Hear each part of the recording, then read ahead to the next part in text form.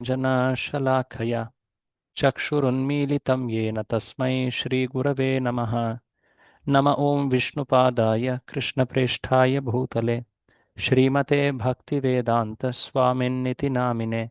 नमस्ते सारस्वते देवे गौरवाणी प्रचारिणे निर्विशेषशून्यवादी पाश्चात्यदेशतारिणे। जय श्रीकृष्णचैतन्य प्रभो नित्यानन्द श्री अद्वैत गदाधर श्रीवासादि गौरभक्तवृन्द। हरे कृष्णा कृष्ण कृष्णा हरे हरे, हरे राम राम राम हरे हरे। हे कृष्ण करुणा सिंधो दीनबंधो जगत्पते गोपेश गोपिका कांत राधा कांत नमोस्तुते। मूकं करोति वाचालं पङ्गुं लङ्घयते गिरिं यत्कृपातमहं वन्दे श्रीगुरुं दीनतारिणम्। ಹರೇ ಕೃಷ್ಣ. ತಮ್ಮೆಲ್ಲರಿಗೂ ನಾನು ನಮ್ಮ ಈ ಮಥುರಾ ಮೋಹನ ಕಾರ್ಯಕ್ರಮಕ್ಕೆ ಸ್ವಾಗತಿಸ್ತೀನಿ. ಇಲ್ಲಿವರೆಗೆ ಅನೇಕ ಸಂಚಿಕೆಗಳನ್ನು ನಾವು ನೋಡಿದ್ದೀವಿ ಈ ಒಂದು ಭಾಗದಲ್ಲಿ. ಈ ದಿನ ಈ ಸರಣಿಯ ಒಂದು ಕೊನೆಯ ಸಂಚಿಕೆ. ಹೇಳಬೇಕಂದ್ರೆ ಭಗವಂತನ ಲೀಲೆ, ಅದರಲ್ಲಿ ಅನೇಕ ಡೀಟೇಲ್ಸ್ ಇದೆ. ಭಗವಂತನ ಲೀಲೆನ ಒಂದು ರೀತಿ ಅನಂತ ಅಂತಾನೆ ಹೇಳಲಾಗುತ್ತೆ. ಯಾಕೆಂದ್ರೆ ಪ್ರತಿದಿನ ಪ್ರತಿ ಕ್ಷಣವೂ ಕೂಡ ಭಗವಂತನ ಹೊಸ ಹೊಸ ಲೀಲೆಗಳ ಅನಾವರಣವಾಗ್ತಾ ಇರ್ತದೆ. ಅವುಗಳನ್ನು ಭಗವಂತ ತನ್ನ ಭಕ್ತರ ಮೂಲಕ ಅದನ್ನ ಅವರ ಸ್ಫೂರ್ತಿಯ ಮೂಲಕ ಅದನ್ನು ನಮಗೆ ನೀಡ್ತಾನೂ ಇರ್ತಾನೆ. ಸೊ ಹೀಗೆ ನಾವು ಈ ಚರ್ಚೆಯಲ್ಲಿ ಅನೇಕ ಭಾಗಗಳನ್ನು ನಾವು ನೋಡ್ತಾ ಬಂದಿದ್ದೀವಿ, ಅನೇಕ ಲೀಲೆಗಳನ್ನು. ಈ ಮಥುರಾ ಮೋಹನ ಈ ಭಾಗದಲ್ಲಿ ಶ್ರೀಕೃಷ್ಣ ಬೃಂದಾವನವನ್ನ ಅಕ್ರೂರನ ಜೊತೆ ಬೃಂದಾವನವನ್ನ ತೊರೆದು ಮಥುರೆಯ ಪ್ರವೇಶ, ಅದಾದ ಮೇಲೆ ಆತ ಮಥುರಾ ವಿಜಯ, ಕಂಸನ ವಧೆಯನ್ನು ಮಾಡಿ ಮಥುರೆಯನ್ನ ಜಯಿಸ್ತಾನೆ. ಅದಾದ ಮೇಲೆ ಆತ ತನ್ನ ಗುರುಕುಲಾಭ್ಯಾಸ, ಅದಾದ ಮೇಲೆ ಹೇಗೆ ತನ್ನ ಪ್ರಿಯ ವೃಂದಾವನದ ಭಕ್ತರನ್ನು ನೆನೆಸ್ಕೊಳ್ತಾ ಆತ ಭ್ರಮರಗೀತೆ ಅಥವಾ ಉದ್ಧವ ಸಂದೇಶದ ಪ್ರಸಂಗವನ್ನು ಕೂಡ ನಾವು ನೋಡಿದ್ವಿ. ಅದಾದ್ಮೇಲೆ ಈಗ ತಾನೇ ಕೃಷ್ಣ ತನ್ನ ಹಸ್ತಿನಾಪುರದ ಭಕ್ತರ ಬಗ್ಗೆ ಯೋಚಿಸ್ತಾ ಅಕ್ರೂರನನ್ನ ಹಸ್ತಿನಾಪುರಕ್ಕೆ ಕಳುಹಿಸಿದ್ದ, ಅವರ ಸ್ಥಿತಿ ಹೇಗಿದೆ ಅಂತ ತಿಳಿದುಕೊಂಡು ಬಾ ಅಂತ. ಅದಾದ ಮೇಲೆ ಈಗ ಮಥುರೆಯಲ್ಲಿ ಕೃಷ್ಣ ಅನೇಕ ಲೀಲೆಗಳಲ್ಲಿ ತೊಡಗಿದ್ದಾನೆ.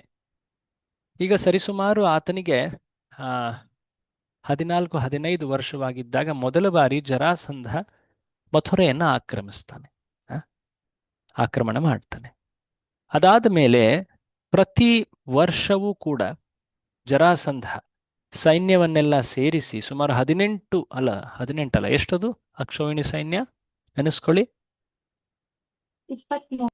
23 ಅಕ್ಷೋಹಿಣಿ ಸೈನ್ಯ, ಸರಿಸುಮಾರು 46 ಅಥವಾ 50 ಲಕ್ಷ, ಸರಿಸುಮಾರು ಆಲ್ಮೋಸ್ಟ್ 50 ಲಕ್ಷ ಜನರು, ಸೈನಿಕರು. ಅಷ್ಟೊಂದು ಸೈನಿಕರನ್ನ ಪ್ರತಿ ವರ್ಷ ಆತ ಕೃಷ್ಣನ ಮಥುರೆ ಮೇಲೆ ಆಕ್ರಮಣ ಮಾಡಲಿಕ್ಕೆ ಒಗ್ಗೂಡಿಸ್ಕೊಂಡು ಬರ್ತಾ ಇದ್ದ.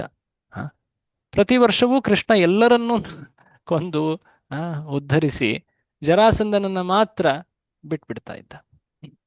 ಸೊ ಹೀಗೆ 17 ಬಾರಿ ಆಯಿತು. 18ನೆಯ ಬಾರಿ, ಆ ಬಾರಿ ಒಬ್ಬ ಕ್ರೂರ ಕಟುಕ ಯವನ, ಕಾಲ ಯವನ, ಆತನೂ ಕೂಡ ಈಗ ಮಥುರೆ ಮೇಲೆ ಆಕ್ರಮಣ ಮಾಡಲಿಕ್ಕೆ, ವೃಷ್ಣಿಯರ ಮೇಲೆ ಯುದ್ಧವನ್ನು ಸಾರಲಿಕ್ಕೆ ಬಂದಿದ್ದ.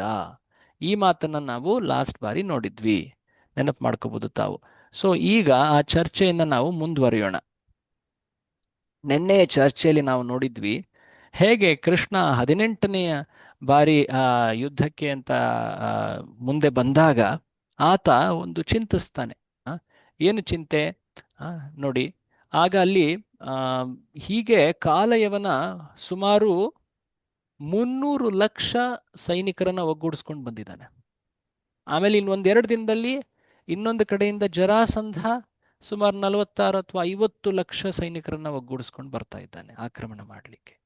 ಈ ರೀತಿ ಎರಡೂ ಕಡೆ ಬೇರೆ ಬೇರೆ ಅಥವಾ ಎದುರಾಳಿಗಳು ಆಕ್ರಮಣ ಮಾಡಿದಾಗ ಇನ್ನೊಂದು ಕಡೆಯಿಂದ ಎದುರಾಳಿ ನಮ್ಮ ಮಥುರೆಯ ಭಕ್ತರನ್ನ ಅಥವಾ ನಮ್ಮ ಈ ಮಥುರೆಯ ನಗರದ ವಾಸಿಗಳನ್ನ ಅವರೇನಾದ್ರೂ ಹಿಂಸಿಸಿದ್ರೆ, ಅವರನ್ನು ಕೊಂದು ಬಿಟ್ರೆ ಅನ್ನೋ ಒಂದು ಚಿಂತೆ ಭಗವಂತನಿಗೆ. ಸೊ ಹಾಗಾಗಿ ಆತ ಒಂದು ಸುರಕ್ಷಿತವಾದ ಸ್ಥಳ ನನ್ನ ಭಕ್ತರಿಗೆ ಬೇಕು ಅಂತ ಹೇಳಿ ಅವನು ದ್ವಾರಕೆಯ ಬಗ್ಗೆ ಚಿಂತಿಸ್ತಾನೆ. ಮನುಷ್ಯ ಯಾರೂ ಆ ನಗರವನ್ನು ಪ್ರವೇಶ ಮಾಡಲಿಕ್ಕೆ ಸಾಧ್ಯವಾಗಬಾರದು. ಒಂದು ರೀತಿ ಕೋಟೆಯಷ್ಟು ಅದು ಸದೃಢವಾಗಿ ಸುರಕ್ಷಿತವಾಗಿರಬೇಕು. ಸುತ್ತಲೂ ಕೂಡ ಸಮುದ್ರದ ನೀರು, ತುಂಬ ನೈಸರ್ಗಿಕವಾದಂತಹ ಕಂದಕಗಳು, ಹೀಗೆ ಅತಿ ಸುರಕ್ಷಿತವಾಗಿ ಸುಮಾರು 12 ಯೋಜನ, ಅಂದರೆ ಒಂದು ಯೋಜನ ಅಂದರೆ 8 ಮೈಲಿ ಅಥವಾ 12 ಕಿಲೋಮೀಟರ್ ಆಗುತ್ತೆ. ಯೋಚನೆ ಮಾಡಿ, ಅಷ್ಟು ವಿಸ್ತಾರವಾದಂತಹ ಒಂದು ದೊಡ್ಡ ದ್ವೀಪ ಅದು. ಅದರ ಹೊರಗಡೆ ಕೋಟೆಯ ಪ್ರಾಕಾರ, ಅದರ ಒಳಗಡೆ ಸುಂದರವಾದಂತಹ ನಗರ, ಎಲ್ಲ ಅವಶ್ಯಕತೆಗಳು ಆ ನಗರದಲ್ಲಿ ಇವೆ. ಸ್ವಯಂ ಪರಿಪೂರ್ಣ ಸಂಪೂರ್ಣವಾಗಿದೆ. ಇಂತಹ ಒಂದು ನಗರವನ್ನು ಕೃಷ್ಣ ಚಿಂತಿಸಿದ್ದ. ಆತ ಯೋಚನೆ ಮಾಡ್ತಾ ಇದ್ದ ಹಾಗೆ ದೇವಶಿಲ್ಪಿಯಾದಂತಹ ಆ ವಿಶ್ವಕರ್ಮ ಮುಂದೆ ಬಂದು ಈ ಸೇವೆಯನ್ನು ಮಾಡಲಿಕ್ಕೆ ಉತ್ಸಾಹದಿಂದ ಮುಂದೆ ಬರ್ತಾನೆ. ಆತನ ಎಲ್ಲ ಶಿಲ್ಪ, ಏನು ಕಲೆ ಏನಿದೆ, ಏನು ಆ ವಿಶೇಷವಾದಂತಹ ಟ್ಯಾಲೆಂಟ್ ಏನಿದೆ, ಭಗವಂತ ನೀಡಿರುವಂತಹ ಶಕ್ತಿ ಏನಿದೆ, ಅದನ್ನು ಪೂರ್ತಿಯಾಗಿ ಆ ದ್ವಾರಕೆಯ ನಿರ್ಮಾಣದಲ್ಲಿ ಅವನು ಉಪಯೋಗಿಸಿದ. ಅಷ್ಟೇ ಅಲ್ಲದೆ ಅನೇಕ ದೇವತೆಯರು ತಮ್ಮ ಬಳಿ ಇರುವಂತಹ ವಿಶೇಷ ಒಂದು ವಿಭೂತಿಯನ್ನ ಅವರು ನೀಡಿದ್ರು. ಕುಬೇರ ತನ್ನ ಸಂಪತ್ತುಗಳನ್ನು ನೀಡ್ತಾನೆ. ಅದಲ್ಲದೆ ವರುಣ, ಅದಲ್ಲದೆ ಇಂದ್ರ ಮುಂದೆ ಅವನು ಸುಧರ್ಮ ಎನ್ನುವ ಒಂದು ಸಭೆಯನ್ನ ದ್ವಾರಕೆಗೆ ಅಂತ ನೀಡ್ತಾನೆ. ವೃಷ್ಣಿಗಳು ಆತನಿಂದ ಪಡ್ಕೊಳ್ತಾರೆ. ಮುಂದೆ ಆತ ಒಂದು ಲೀಲೆಯ ನಂತರ ಪಾರಿಜಾತ ವೃಕ್ಷಗಳನ್ನು ನೀಡ್ದ. ಅದು ಸ್ವರ್ಗದಲ್ಲಿ ಮಾತ್ರ ಬೆಳೆಯುವಂತಹ ವಿಶೇಷವಾದ ವೃಕ್ಷ, ಸುಂದರವಾದಂತಹ ಹೂಗಳಿರುವಂಥದ್ದು. ಅದು ಈಗ ದ್ವಾರಕೆಯಲ್ಲಿದೆ. ಹೀಗೆ ದ್ವಾರಕೆ ಅನ್ನೋದು ಎಷ್ಟು ವೈಭವಯುತವಾಗಿತ್ತು. ಪ್ರತಿಯೊಂದು ಮನೆಗೆ ಒಂದು ದೇವಸ್ಥಾನ, ಒಂದು ಕಾವಲು ಗೋಪುರ ಇತ್ತಂತೆ. ವರ್ಣನೆ ಬರುತ್ತೆ. ಸಾಮಾನ್ಯವಾದ ಮನೆಗೆ ಅನೇಕ ವಿಧ ವಿಧದ ಉದ್ಯಾನವನಗಳು, ಒಳಗಡೆ ಎಷ್ಟೊಂದು ರೀತಿಯ ವಿಹಾರ ಸ್ಥಾನಗಳು, ದೇವ ಪೂಜೆಯ ಸ್ಥಾನಗಳು, ಯಜ್ಞ ವೇದಿಗಳು. ವಿಶೇಷವಾಗಿ ಆ ಪೂರ್ತಿ ನಗರದ ಆಕರ್ಷಣೆ ಅಂದರೆ ಕೃಷ್ಣನ ಅರಮನೆಗಳು, ಆತನ ಅಂತಃಪುರಗಳು, ಆ ಯದುಗಳ ನಿವಾಸ ಸ್ಥಾನಗಳು, ಅವೆಲ್ಲವೂ. ಸೊ ಹೀಗೆ ತುಂಬ ವೈಭವಯುತವಾಗಿ ದ್ವಾರಕೆ ಕಂಗೊಳಿಸ್ತಾ ಇತ್ತು. ಕೃಷ್ಣ ತನ್ನ ಆ ಮಥುರಾವಾಸಿ ಭಕ್ತರನ್ನ ಅವರಿಗೆ ಯಾವುದೇ ಕಷ್ಟ ನೀಡದೇನೆ ರಾತ್ರೋರಾತ್ರಿ ಅವರು ಮಲಗಿದ್ದಾಗ ಅವ್ರನ್ನ ಸ್ಥಳಾಂತರ ಮಾಡ್ದ. ಅದಾದ ಮೇಲೆ ಬಲರಾಮನನ್ನ ಮಥುರೆಯಲ್ಲೇ ನಿಲ್ಲಿಸಿ ಆತ ಮುಂದೆ ಹೋಗಿದ್ದ, ಅವರನ್ನು ಸ್ಥಳಾಂತರ ಮಾಡಿದೆ. ಅದಾದ ಮೇಲೆ ಮತ್ತೆ ಈಗ ಮಥುರೆಯ ಬಳಿ ಕೃಷ್ಣ ಬಂದಿದ್ದಾನೆ. ಯಾಕೆಂದ್ರೆ ಅಲ್ಲಿ ಆಗ್ಲೇ ಅವನನ್ನ ಎದುರಾಳಿಯಾಗಿ ಅವನ ಯುದ್ಧವಾಗಿ ಅವನ ವಿರುದ್ಧ ಯುದ್ಧ ಮಾಡ್ಲಿಕ್ಕೆ ಅಂತ ಜನ ಬಂದಿದ್ದಾರಲ್ಲ ಅಲ್ಲಿ. ವಿಶೇಷವಾಗಿ ಯಾರು ಬಂದಿದ್ದಾರೆ ಅಲ್ಲಿ? ಯಾರು ಬಂದಿದ್ದಾರೆ? ಕಾಲಯವನ ಬಂದು ನಿಂತು ಬಿಟ್ಟಿದ್ದಾನೆ. ನಿನ್ನೆ ಚರ್ಚೆಯಲ್ಲಿ ಕಾಲಯವನ ಬಗ್ಗೆ ಒಂದೆರಡು ಮಾತನ್ನ ನಾವು ನೋಡ್ತಾ ಇದ್ವಿ. ಸೊ ಕಾಲಯವನ ಈತ ಒಂದು ವಿಶೇಷವಾದ ತಪದ ನಂತರ ಹುಟ್ಟಿದವನು. ಒಂದು ವರದ ಕಾರಣದಿಂದ ಈತ ಹುಟ್ಟಿದವನು. ಗರ್ಗ ಮುನಿಗಳ ಮಗ ಗಾರ್ಗ್ಯ, ಆತ ಒಮ್ಮೆ ವೃಷ್ಣಿ ಯದುವಂಶದವರಿಂದ ಅವಮಾನಿತನಾಗ್ತಾನೆ. ಅವರು ಸ್ವಲ್ಪ ಹೀಯಾಳಿಸಿ ಮಾತಾಡ್ತಾರೆ, ನಪುಂಸಕ ನೀನು ಅಂತ. ಆ ರೀತಿ ಅದು ಒಂದು ರೀತಿ ನಗೆಪಾಟ್ಲ ಥರ ಇರುತ್ತೆ. ಆದರೆ ಅದನ್ನು ತುಂಬ ಗಂಭೀರವಾಗಿ ತಗೊಂಡು ಆತ ಈ ಯದುವಂಶೀಯರನ್ನು ನಾನು ಅವರನ್ನು ಹೆದರಿಸ್ಬೇಕು, ಅವರನ್ನು ಅವರಿಗೆ ನಾನು ನೋವನ್ನುಂಟು ಮಾಡಬೇಕು ಅನ್ನೋ ಒಂದು ಉದ್ದೇಶದಿಂದ ಆತ ಒಂದು ಕಠೋರ ತಪಸ್ಸಿಗೆ ಒಳಗಾಗ್ತಾನೆ. ಕಬ್ಬಿಣದ ಪುಡಿಯನ್ನು ತಿಂದು ಸಾಕಷ್ಟು, ಸುಮಾರು 12 ವರ್ಷ ಅನ್ಸುತ್ತೆ ಆ ವರ್ಣನೆ. ವಿಷ್ಣು ಪುರಾಣದಲ್ಲಿ ಕಥೆ ಬರುತ್ತೆ. ನಮ್ಮ ಆಚಾರ್ಯರು ಇದರಲ್ಲಿ ಈ ಸಂದರ್ಭದಲ್ಲಿ ಆ ಟೀಕೆಗಳಲ್ಲಿ ಹೇಳಿದ್ದಾರೆ. ಆತ ತಪಸ್ಸನ್ನು ಮಾಡಿ ಶಿವನನ್ನ ಒಲಿಸ್ಕೊಳ್ತಾನೆ. ಶಿವನಿಗೆ ಈ ಪ್ರಶ್ನೆ, ಈ ವರವನ್ನು ಕೇಳಿದಾಗ ಶಿವನಿಗೆ ಒಂದು ರೀತಿ ಕಸಿವಿಸಿ ಆಗುತ್ತೆ. ಏನಿದು ಈ ರೀತಿ ಭಗವಂತನ ಭಕ್ತರನ್ನ ಈತ ಹಿಂಸಿಸ್ಲಿಕ್ಕೆ ಅಂತ ವರ ಕೇಳ್ತಾ ಇದ್ದಾನಲ್ಲ ಅಂತ. ಆಯ್ತು, ನಿನಗೆ ಈ ವರ ನೀಡಲಾಗುತ್ತೆ, ಬಟ್ ಇದು ಕೆಲ ಕಾಲ ಮಾತ್ರ. ಕೃಷ್ಣ ಇದರ ಅಂತ್ಯವನ್ನು ಮಾಡ್ತಾನೆ.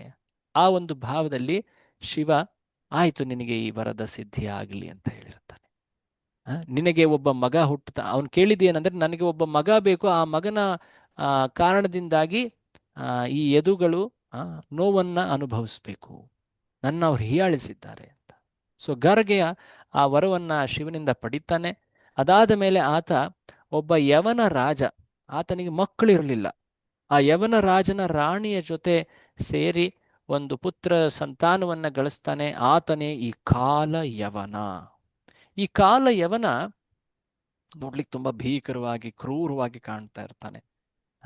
ಆದ್ರೆ ಬಹು ಪರಾಕ್ರಮಿ ಆತ. ಆತನಲ್ಲಿ ಯಾಕಂದ್ರೆ ಶಿವನ ವರವಿತ್ತಲ್ವಾ, ಶಿವನ ಬಲ ಆತನಲ್ಲಿತ್ತು. ಸೊ ಆತ ಎಷ್ಟು ಜನರನ್ನು ಕರ್ಕೊಂಡ್ ಬಂದಿದ್ದಾನೆ ನೆನಪಿಸ್ಕೊಳ್ಳಿ. ಎಷ್ಟು ಜನರನ್ನು ಕರ್ಕೊಂಡು ಬಂದಿದ್ದಾನೆ ಮಥುರೆಯನ್ನ ಆಕ್ರಮಣ? 300 ಲಕ್ಷ. 300 ಲಕ್ಷ, ಕರೆಕ್ಟ್ ಆಗಿ ಹೇಳಿದ್ರಿ. ಎಸ್. ಸೊ 300 ಲಕ್ಷ ಜನರ ಜೊತೆ ಈಗ ಕಾಲಯವನ ಮಥುರೆಯ ಹೊರ ಕ್ಷೇತ್ರದಲ್ಲಿ ನಿಂತಿದ್ದಾನೆ. ಅಲ್ಲಿ ಕೃಷ್ಣ ಈಗ ಮಥುರೆ ಒಂದು ರೀತಿ ಪೂರ್ತಿ ಖಾಲಿ ಆದಂತಿದೆ. ಆದ್ರೆ ಒಳಗಡೆ ದ್ವಾರದಿಂದ, ಒಳಗಡೆ ಏನಾಗಿದೆ ಅಂತ ಇವ್ರು ಯಾರಿಗೂ ಗೊತ್ತಿಲ್ಲ, ಕಾಲಯವನ ಇವ್ರಿಗೆ ಯಾರಿಗೂ.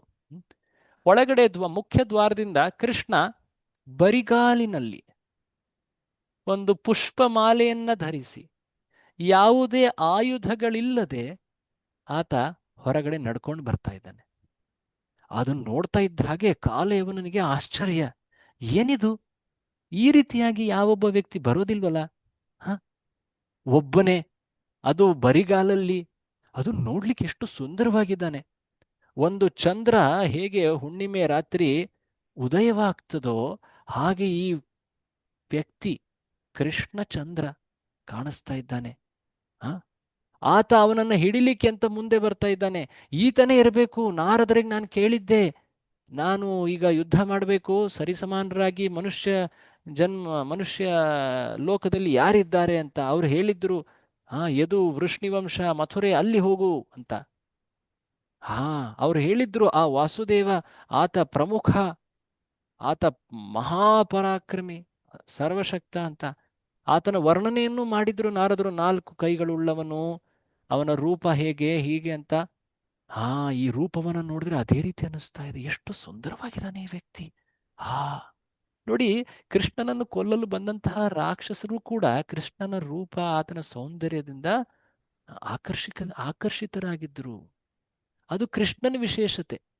ಕೃಷ್ಣ ವ್ಯಕ್ತಿಯಲ್ಲಿ ಎಷ್ಟು ರೀತಿಯ ಒಂದು ಕ್ರೋಧ, ಅಸೂಯೆ, ನಿಂದನೆ ಭಾವ ಇವೆಲ್ಲವೂ ಇದ್ರೂ ಕೂಡ ಅವರನ್ನೂ ಕೂಡ ತನ್ನ ಸ್ವರೂಪಕ್ಕೆ ಆಕರ್ಷಿಸಿದ. ಅವರ ಮುಂದೆ ಆತ ಬಂದು ನಿಂತಾಗ ಅವರು ಕೂಡ ಆತನ ರೂಪವನ್ನು ಪ್ರಶಂಸಿಸಿದ್ರು.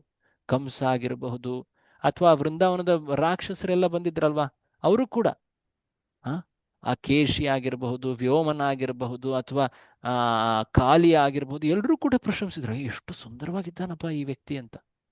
ಸೊ ಹೀಗೆ ಆತ ನೋಡ್ತಾನೆ, ಈತ ಯಾವುದೇ ಆಯುಧ ಇಲ್ಲದೆ ಅದು ಬರಿಗಾಲಿನಲ್ಲಿ ಬಂದಿದ್ದಾನ, ನಾನು ಎಲ್ಲ ಆಯುಧಗಳನ್ನ ಹಿಡ್ಕೊಂಡು ಈತನ ಮೇಲೆ ಆಕ್ರಮಣ ಮಾಡ್ಲಿಕ್ಕೆ ಅಂತ ಬಂದಿದ್ದೆ. ಆಯ್ತು, ಈತ ಈಗ ಯಾವುದೇ ಆಯುಧ ಹಿಡಿದಿಲ್ಲ ಅಂದ್ರೆ ನಾನು ಕೂಡ ನಿರಾಯುಧನಾಗಿ ಆತನ ಜೊತೆ ಸೆಣಸಾಡಿ ಆತನನ್ನ ಸೆದೆಬಡಿತೀನಿ ಅಂತ ಹೇಳಿ ಆತನ ಬಳಿ ಓಡ್ ಹೋಗ್ತಾ ಇದ್ದಾನೆ. ಇಲ್ಲಿವರೆಗೆ ಕೃಷ್ಣ ಆತನ ಮುಂದೆ ನಿಂತವನು ತಕ್ಷಣವೇ ಬೆನ್ನು ತೋರಿಸಿ ವಿರುದ್ಧ ದಿಕ್ಕಿನಲ್ಲಿ ಓಡ್ಲಿಕ್ಕೆ ಪ್ರಾರಂಭ ಮಾಡ್ತಾ ಇದ್ದಾನೆ. ಓಡ್ತಾ ಇಲ್ಲ, ಆಕ್ಚುಲಿ ಹೇಳ್ಬೇಕಂದ್ರೆ ನಡೀತಾ ಇದ್ದಾನೆ. ಈ ಮಾತು ಬರುತ್ತೆ ಅಲ್ಲಿ. ಕೃಷ್ಣ ಉಲ್ಟಾ ದಿಕ್ಕಿನಲ್ಲಿ ಈಗ ನಡಿಲಿಕ್ಕೆ ಪ್ರಾರಂಭ ಮಾಡ್ತಾನೆ.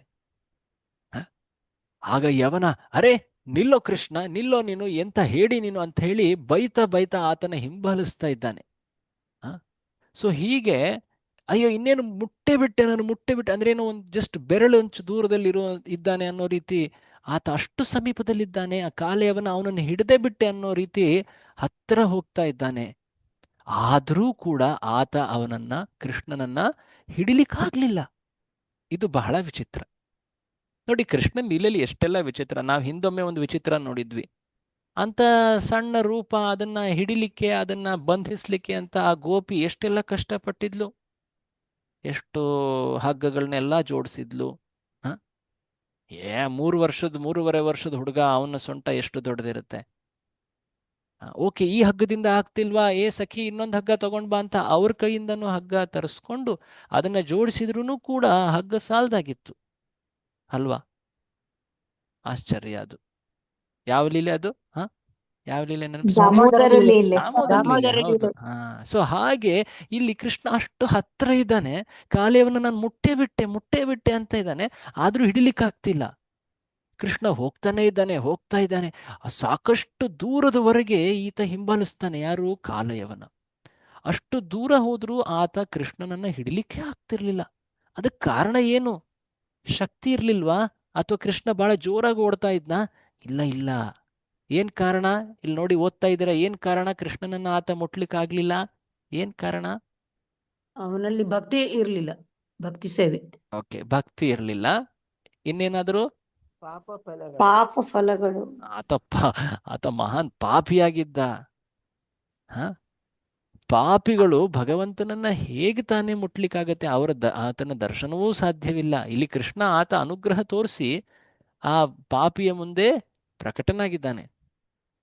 ಆತನನ್ನ ಹಿಡಿಲಿಕ್ಕೆ ಅಂತ ಈ ಪಾಪಿ ಹೋಗ್ತಾ ಇದ್ದಾನೆ, ಹಾಗಾಗಿ ಆತ ಮುಟ್ಲಿಕ್ಕಾಗ್ಲಿಲ್ಲ. ಕೃಷ್ಣ ಬೆಂಕಿಯಂತೆ, ಸೂರ್ಯನಂತೆ. ಆತನನ್ನ ತಲುಪಬೇಕಂದ್ರೆ ವ್ಯಕ್ತಿಯೂ ಕೂಡ ಶುದ್ಧ ಅಥವಾ ಪವಿತ್ರವಾಗಬೇಕಾಗತ್ತೆ. ಆ ಶುದ್ಧಿ ಭಗವಂತನ ಭಕ್ತಿಯಿಂದನೇ ದೊರಕುತ್ತೆ. ಹಾಗಾಗಿ ಯಾರು ಭಕ್ತರಲ್ಲವೋ ಅವರು ಕೃಷ್ಣನನ್ನ ತಲುಪಲಾಗೋದಿಲ್ಲ. ಈ ತತ್ವ ಇಲ್ಲಿ ಕಾಣುತ್ತೆ. ಸೊ ಹೀಗೆ ಕಾಲಯವನ ಆತನನ್ನ ಮುಟ್ಲಿಕ್ಕೆ ಎಷ್ಟು ಪ್ರಯತ್ನ ಮಾಡಿದ್ರು, ಆತ ಎಷ್ಟು ದೂರ ಓಡಿದ್ರೂ ಕೂಡ ಅದು ಆಗ್ತಾ ಇಲ್ಲ. ಅರೆ, ಏನಿದು ಈ ವ್ಯಕ್ತಿ ಹೀಗೆ ಓಡ್ತಾ, ಅದಲ್ದೇನೆ ಬೈತಾ ಇದ್ದಾನೆ ಅವನು. ನಿಲ್ಲೋ, ಹೇಳಿ ನೀನು ಯದುವಂಶದಲ್ಲಿ ಹುಟ್ಟಿ ಈ ರೀತಿ ಬೆನ್ ತೋರಿಸ್ತೀಯಲ್ಲ ನಿನ್ನ ಶತ್ರುಗೆ, ಎಂತ ಹೇಳಿ ಅಂತ ಹೇಳಿ ಬೈತಾ ಇದ್ದಾನೆ. ಆದ್ರೆ ಕೃಷ್ಣ ಕಿವಿಗೊಡದೆ ಹೋಗ್ತಾ ಇದ್ದಾನೆ. ಕೃಷ್ಣ ಒಂದು ಎತ್ತರದ ಪರ್ವತವನ್ನ ಏರಿ ಅಲ್ಲಿರುವಂತ ಒಂದು ಗುಹೆ ಒಳಗೆ ಪ್ರವೇಶಿಸ್ಬಿಡ್ತಾನೆ. ಈ ಲೀಲೆ ತಾವೆಲ್ಲ ಕೇಳಿದಿರ, ಪ್ರಸಿದ್ಧವಾದದ್ದು. ಆಗ ಕಾಲಯವನ ಆತನ ಹಿಂಬಾಲಿಸ್ತಿದ್ದಾನೆ. ಏನಿದು ಗುಹೆ ಒಳಗೆ ಹೋಗಿ ಏನು ಅಡುಕೊಂಡು ಕೂತ್ಕೋತೀಯಾ, ಹೆದರ್ಕೊಂಡಿದ್ಯಾ ನೀನು, ಎಂತ ಹೇಳಿ ನೀನು ಅಂತ ಹೇಳಿ ಬೈತಾ ಆ ಗುಹೆ ಒಳಗೆ ಆತನು ಪ್ರವೇಶ ಮಾಡ್ತಾನೆ. ಅಲ್ಲಿ ನೋಡಿದ್ರೆ ಕತ್ಲು. ಒಂದು ಕಡೆ ಒಬ್ಬ ವ್ಯಕ್ತಿ ಮಲ್ಕೊಂಡಿದ್ದಾನೆ. ಏನಿದು, ಇಷ್ಟು ದೂರ ನನ್ನನ್ನು ಓಡಿಸಿ ಇಲ್ಲಿ ಬಂದು ನೀನು ಮಲ್ಕೊಂಡಿದೆಯಲ್ಲ, ನಿನ್ನನ್ನು ಹಿಡಿಬೇಕು ಅಂತ ಬಂದವ್ ನಾನು, ಇಷ್ಟು ನಿನಗೆ ಇದುನಾ? ಓಹೋ, ಎಂಥ ದೊಡ್ಡ ವಿರಕ್ತನಂತೆ ನೀನು ಇಲ್ಲಿ ಮಲಗಿಬಿಟ್ಟಿದೀಯಾ ಅಂತ ಹೇಳಿ ಆತನನ್ನ ಕಾಲಿಂದ ಒದಿಯಕ್ ಹೋಗ್ತಾನೆ. ಕಾಲಿಂದ ಹೊಡೆದೇ ಬಿಡ್ತಾನೆ ಆ ಮಲಗಿರೋ ವ್ಯಕ್ತಿಗೆ. ಆತ ಕೃಷ್ಣ ಅಂತ ಭಾವಿಸಿ ಆ ಮಲಗಿರೋ ವ್ಯಕ್ತಿನ ಕಾಲಯವನ ಕಾಲಿನಿಂದ ಹೊಡೆದು ಬಿಡ್ತಾನೆ. ಆ ಮಲಗಿರೋ ವ್ಯಕ್ತಿ ಆಗ ಎಚ್ಚೆತ್ತಳ್ತಾನೆ. ಎಚ್ಚರವಾಗಿ ಆತ ಈ ಕ್ರೂರಿ ಪಾಪಿ ಯವನ ರಾಜನನ್ನ ನೋಡ್ತಾನೆ. ನೋಡ್ತಾ ಇದ್ದ ಹಾಗೆ ಆತನ ಕಣ್ಣು ಕ್ರೋಧದಿಂದ ಕೆಂಪಾಗಿದೆ. ದೀರ್ಘಕಾಲದವರೆಗೆ ಈ ವ್ಯಕ್ತಿ ಮಲಗಿದ್ದ ಆ ಗುಹೆ ಒಳಗಡೆ. ಆತ ಕೃಷ್ಣ ಅಲ್ಲ, ಬೇರೊಬ್ಬ. ಆತ ಮಲಗಿದ್ದ, ಆತನನ್ನ ಈ ರೀತಿ ಹೊಡೆದು ಎದ್ದೇಳಿಸಿದಂತಹ ಈ ಪಾಪಿ ಕಾಲಯವನನ್ನ ಆತ ಆ ಕ್ರೋಧಭರಿತವಾದಂತಹ ಕಣ್ಣುಗಳಿಂದ ನೋಡ್ತಾ ಇದ್ದಾನೆ. ನೋಡ್ತಾ ಇದ್ದ ಹಾಗೆ ಒಂದು ಮಹಾ ಅಗ್ನಿ ಕಾಲಯವನನ ಶರೀರದಿಂದ ಉತ್ಪತ್ತಿಯಾಗಿ ಆ ಶರೀರವನ್ನೇ ಬೂದಿ ಮಾಡಿಬಿಡ್ತು, ಭಸ್ಮ ಮಾಡಿಬಿಡ್ತು. ಕಾಲಯವನ ಸುಟ್ಟು ಕರಕಲಾಗಿ ಭಸ್ಮ ಆಗಿಬಿಟ್ಟ, ಬೂದಿ ಆಗಿಬಿಟ್ಟ. ಆಗ ಅಲ್ಲಿ ಆ ವ್ಯಕ್ತಿ, ಮಲಗಿರೋ ವ್ಯಕ್ತಿ ಆ ಕಡೆ ನೋಡ್ತಾನೆ. ಅಲ್ಲಿ ಚತುರ್ಭುಜ, ಆ ಸುಂದರ ಸ್ವರೂಪ ಮಥುರಾ ಮೋಹನ ಕೃಷ್ಣ ನಿಂತಿದ್ದಾನೆ. ಏನಿದು, ಏನ್ ಹೇಳ್ತಾ ಇದ್ದೀರಾ ಮುನಿಗಳೇ? ಇದೆಲ್ಲ ಮಾತು ಕೇಳ್ತಾ ಇದ್ದಾನೆ ನಮ್ಮ ಪರೀಕ್ಷಿತ. ಯಾರು ಪರೀಕ್ಷಿತ? ಯಾರಿಂದ? ಶುಕಮುನಿಗಳಿಂದ. ಶುಕಮುನಿಗಳಿಗೆ ಪರೀಕ್ಷಿತ ನೋಡಿ ಎಷ್ಟು ಆತ ಗಮನ ಇಟ್ಟು, ಎಷ್ಟು ಆ ಕಥೆಯಲ್ಲಿ ಭಗವಂತನ ಲೀಲೆಯಲ್ಲಿ ಆತನ ಆಸಕ್ತಿ, ಪ್ರತಿಯೊಂದು ಡೀಟೇಲ್ಸ್ನ ತಿಳ್ಕೊಳ್ಬೇಕು ಅನ್ನೋ ಆಸಕ್ತಿ. ಆಕ್ಚುಲಿ ಶುಕಮುನಿಗಳು ಆ ವ್ಯಕ್ತಿ ಬಗ್ಗೆ ಹೇಳಲೇ ಇಲ್ಲ. ಆ ವ್ಯಕ್ತಿಯ ಕ್ರೋಧದಿಂದ, ಆ ಕ್ರೋಧಾಗ್ನಿಯಿಂದ ಆತ ಶರೀರ ಸುಟ್ಟು ಇದು ಬೂದಿ ಆಗ್ಬಿಡ್ತು ಅಂತ ಹೇಳ್ಬಿಟ್ರು ಅಷ್ಟೆ. ಈ ಮಲಗಿದ್ದಂತಹ ವ್ಯಕ್ತಿ ಯಾರು? ಪರೀಕ್ಷಿತ ಪ್ರಶ್ನೆ ಮಾಡ್ತಾನೆ. ಯಾರು ಈ ವ್ಯಕ್ತಿ? ಯಾವ ಕುಲದವನು ಇವನು? ಏನಿಂತಹ ಶಕ್ತಿ ಇವನಿಗೆ? ಕಣ್ಣು ಜಸ್ಟ್ ಓಪನ್ ಮಾಡಿದ್ರಿಂದ ಅದು ಇನ್ನೊಬ್ಬ ವ್ಯಕ್ತಿನ ಸುಟ್ಟು ಹಾಕ್ಬಿಟ್ನಲ್ಲ. ಈ ಕಾಲಯವನೇನು ಸಾಮಾನ್ಯನಾ? ಶಿವನ ಶಕ್ತಿ ಈತನಲ್ಲಿತ್ತು, ಆತನನ್ನೇ ಸುಟ್ಟು ಹಾಕ್ಬಿಟ್ನಲ್ಲ. ಇಂತಹ ಮಹಾಶಕ್ತಿಯುಳ್ಳಂತ ವ್ಯಕ್ತಿ ಗುಹೆಲ್ಯಾಕೆ ಬಂದು ಮಲ್ಕೊಂಡಿದ್ದಾನೆ? ಹ ಈತನ ಕುಲ ಯಾವುದು? ಈತನ ತಂದೆ, ಈತ ಯಾರ ಮಗ? ಹೀಗೆ ಪರೀಕ್ಷಿತರು ಅಲ್ಲಿ ಪ್ರಶ್ನೆಗಳನ್ನ ಕೇಳ್ತಾ ಇದ್ದಾರೆ. ಶುಕಮುನಿಗಳಿಗೆ ಬಹಳ ಖುಷಿಯಾಗತ್ತೆ, ಸಂತೋಷವಾಗತ್ತೆ. ಎಷ್ಟು ಕೃಷ್ಣ ಲಾಲಸೆ, ಕೃಷ್ಣನ ಬಗ್ಗೆ ತಿಳ್ಕೊಳ್ಬೇಕು ಅನ್ನೋ ಒಂದು ಅಭಿರುಚಿ ಈತ ವ್ಯಕ್ತಿನಿಗೆ ಅಂತ. ಸೊ ಆಗ ನಮ್ಮ ಶುಕಮುನಿಗಳು ವರ್ಣಿಸ್ತಾ ಮುಂದೆ ಹೋಗ್ತಾರೆ. ಈ ವ್ಯಕ್ತಿಯೇ ಆ ಇಕ್ಷ್ವಾಕು ಕುಲದ ರಾಜ. ಈತ ಮಾಂಧಾತನ ಮಗ. ಈತನ ಹೆಸರು ಮುಚುಕುಂದ. ಈ ಮುಚುಕುಂದ ಒಬ್ಬ ಮಹಾಪರಾಕ್ರಮಿ. ಎಷ್ಟು ಆತ ಸತ್ಯನಿಷ್ಠನಾಗಿದ್ದ, ಎಷ್ಟು ಪರಾಕ್ರಮಿ ಆಗಿದ್ದ ಅಂದ್ರೆ, ಈತ ಇಕ್ಷ್ವಾಕು ಕುಲದವನು, ಅಂದ್ರೆ ಭೂಮಿಯ ಮೇಲೆ ಆಳ್ವಿಕೆ ಮಾಡ್ತಾ ಇದ್ದ. ಆದರೆ ಈತನ ಪರಾಕ್ರಮ ಇದು ಸ್ವರ್ಗದಲ್ಲೂ ಖ್ಯಾತಿಯಾಗಿತ್ತು. ಒಮ್ಮೆ ಸ್ವರ್ಗದಲ್ಲಿ ಅಸುರರು ಆಕ್ರಮಣ ಮಾಡ್ಬಿಡ್ತಾರ ಸ್ವರ್ಗವನ್ನ. ಆಗ ಇಂದ್ರ ಮತ್ತೆ ಇನ್ನಿತರ ದೇವತೆಗಳು ಒಬ್ಬ ಸೇನಾಧಿಪತಿಗೂ ಅಂತ ಹುಡುಕ್ತಾ ಇರ್ತಾರೆ. ಈ ಭೂಮಿಯಲ್ಲಿ ಈ ಮಹಾಪರಾಕ್ರಮಿ ಸತ್ಯನಿಷ್ಠನಾದಂತಹ ಮುಚುಕುಂದ ಇದ್ದಾನೆ, ಆತನನ್ನು ನಾವು ಸೇನಾಧಿಪತಿಯಾಗಿ ಕಾರ್ಯನಿರ್ವಹಿಸಲಿಕ್ಕೆ ವಿನಂತಿಸೋಣ ಅಂತ ಹೇಳಿ ಎಲ್ಲರೂ ಒಟ್ಟಾಗಿ ಚರ್ಚೆ ಮಾಡಿ ಬಂದು ಈತನನ್ನ ಅವರು ರಿಕ್ವೆಸ್ಟ್ ಮಾಡ್ತಾರೆ, ವಿನಂತಿ ಮಾಡ್ತಾರೆ. ಅಂಥ ಒಂದು ಭೀಕರ ಯುದ್ಧದಲ್ಲಿ ಸ್ವರ್ಗದಲ್ಲಿ ಆತ ಅಸುರರನ್ನ ಹಿಮ್ಮೆಟ್ಟಿದ್ದ. ತುಂಬಾ ತುಂಬಾ ದೀರ್ಘವಾದಂತಹ ಯುದ್ಧವಾಗಿತ್ತು. ಆ ಯುದ್ಧ ನಡೀತಾನೆ ಇತ್ತು. ಹೇಳಬೇಕಂದ್ರೆ ಸ್ವರ್ಗ ಭೂಮಿ ಇವೆರಡು ಬೇರೆ ಬೇರೆ ರೀತಿ ಭೌತಿಕ ಕ್ಷೇತ್ರಗಳು. ಇಲ್ಲಿ ಸಮಯದ ಗಣನೆ ಬೇರೆಯಾಗಿರುತ್ತೆ. ಭೂಮಿಯಲ್ಲಿ 6 ತಿಂಗಳು ಆದ್ರೆ ಸ್ವರ್ಗದಲ್ಲಿ ಅದು 1 ದಿನ. ಭೂಮಿಯಲ್ಲಿ ಇನ್ನೂ 6 ತಿಂಗಳು ಆದ್ರೆ ಅದು ಸ್ವರ್ಗದಲ್ಲಿ 1 ರಾತ್ರಿ. ಅದಕ್ಕೆ ಅಲ್ವಾ ನಾವು ಉತ್ತರಾಯಣ, ದಕ್ಷಿಣಾಯಣ ಅಂತೆಲ್ಲ ಮಾತಾಡ್ತೀವಿ ಅಲ್ವೇ? ಸೊ ಉತ್ತರಾಯಣದಲ್ಲಿ ದೇವತೆಗಳೆಲ್ಲರೂ ಕೂಡ ಭಗವಂತನ ಸೇವೆಯಲ್ಲಿ ತೊಡಗಿರ್ತಾರೆ. ದಕ್ಷಿಣಾಯಣ ಅದು ಅವರ ರಾತ್ರಿ ಸಮಯ. ಸೊ ಇದೆಲ್ಲ ನಮ್ಮ ವೈದಿಕ ಸಂಸ್ಕೃತಿಯಲ್ಲಿ ನಾವು ಕೇಳಿ ತಿಳಿತೀವಿ. ಸೊ ಈಗ ಈ ಭೂಮಿಯ ಸಾಮ್ರಾಟ ಸ್ವರ್ಗಕ್ಕೆ ಹೋಗಿ ಅಲ್ಲಿ ಆತ ಯುದ್ಧ ಮಾಡ್ತಾ ಇದ್ದಾನೆ. ಎಷ್ಟೊಂದು ಸಮಯ ಸ್ವರ್ಗದ ಪ್ರಕಾರವೇ ಕಳೆದು ಹೋಯಿತು. ಹಾಗಿದ್ದಲ್ಲಿ ಭೂಮಿಯಲ್ಲಿ ಆತನ ಪರಿವಾರ ಏನಾಯ್ತು? ಈತನಿಗೆ ಒಂದು ವಿಶೇಷವಾದಂತಹ ಶಕ್ತಿ ನೀಡಿದ್ರಿಂದ ಆತ ಸ್ವರ್ಗದಲ್ಲಿ ಕೂಡ ದೀರ್ಘಾಯುವಾಗಿ ಅಲ್ಲಿ ಯುದ್ಧದಲ್ಲಿ ನಡೀತಾ ಇದ್ದಾನೆ. ಒಂದು ಸಮಯದಲ್ಲಿ ದೈವಿಕ ಯೋಜನೆಯಂತೆ ಶಿವನ ಮಗನಾಗಿ ಕಾರ್ತಿಕೇಯ ಜನ್ಮಿಸ್ತಾನೆ. ಆತ ದೇವಸೇನಾಧಿಪತಿ ಆಗ್ತಾನೆ.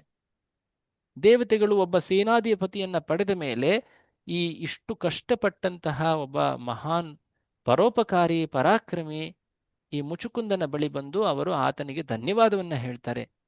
ನಿನ್ನ ಸೇವೆಗೆ, ನಿನ್ನ ಕಾರ್ಯಕ್ಕೆ ನಾವು ಅತಿ ಧನ್ಯರು, ಅತಿ ಕೃತಜ್ಞರು. ನೀನು ಈಗ ನಿನ್ನ ಜಾಗಕ್ಕೆ ಮರಳಬಹುದು ಅಂತ ಹೇಳ್ತಾರೆ. ಆಗ ಮುಚುಕುಂದ ಆಯಿತು ಅಂತ ಹೇಳಿ ತಾನು ಭೂಮಿಗೆ ಮರಳುವಂತಹ ಸಮಯದಲ್ಲಿ ಆತ ಹೇಳ್ತಾನೆ, ಈಗ ನನ್ನವರು ಯಾರೂ ಇಲ್ಲ, ನನ್ನ ಪರಿವಾರ, ನನ್ನ ರಾಜ್ಯ ಎಲ್ಲವೂ ಕೂಡ ನಶಿಸಿ ಹೋಗಿದೆ. ಯಾಕಂದ್ರೆ ಸಮಯ ಸಾಕಷ್ಟು ಕಳೆದು ಹೋಗಿದೆ. ಸೊ ಹಾಗೆ ಸಮಯ ಅನ್ನೋದು ಎಷ್ಟು ಇದು ಪ್ರಬಲ. ಕಾಲೋ ಬಲಿಯಾನ್ ಬಲಿನಾಂ ಭಗವಾನ್ ಈಶ್ವರೋ ವ್ಯಯ.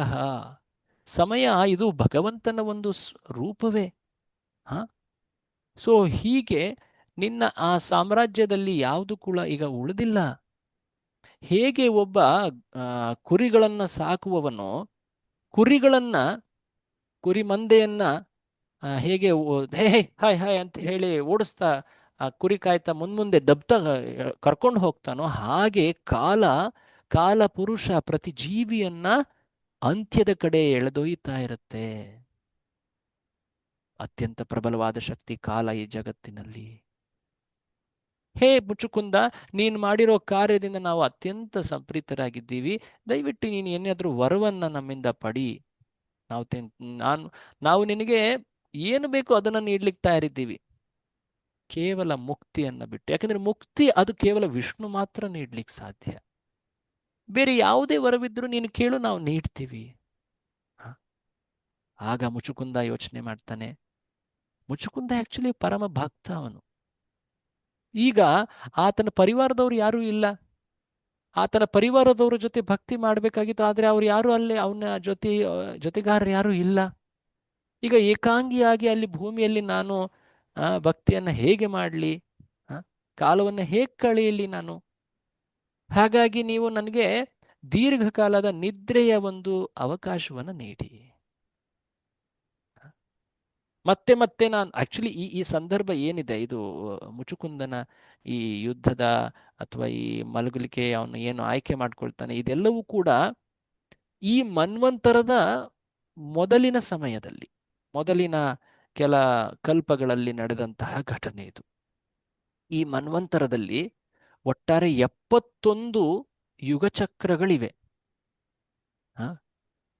ಪ್ರತಿ ಯುಗಚಕ್ರದಲ್ಲಿ 4 ಯುಗಗಳಿರ್ತವೆ. ಆ 4 ಯುಗಗಳು ಸತ್ಯ, ತ್ರೇತ, ದ್ವಾಪರ, ಕಲಿ.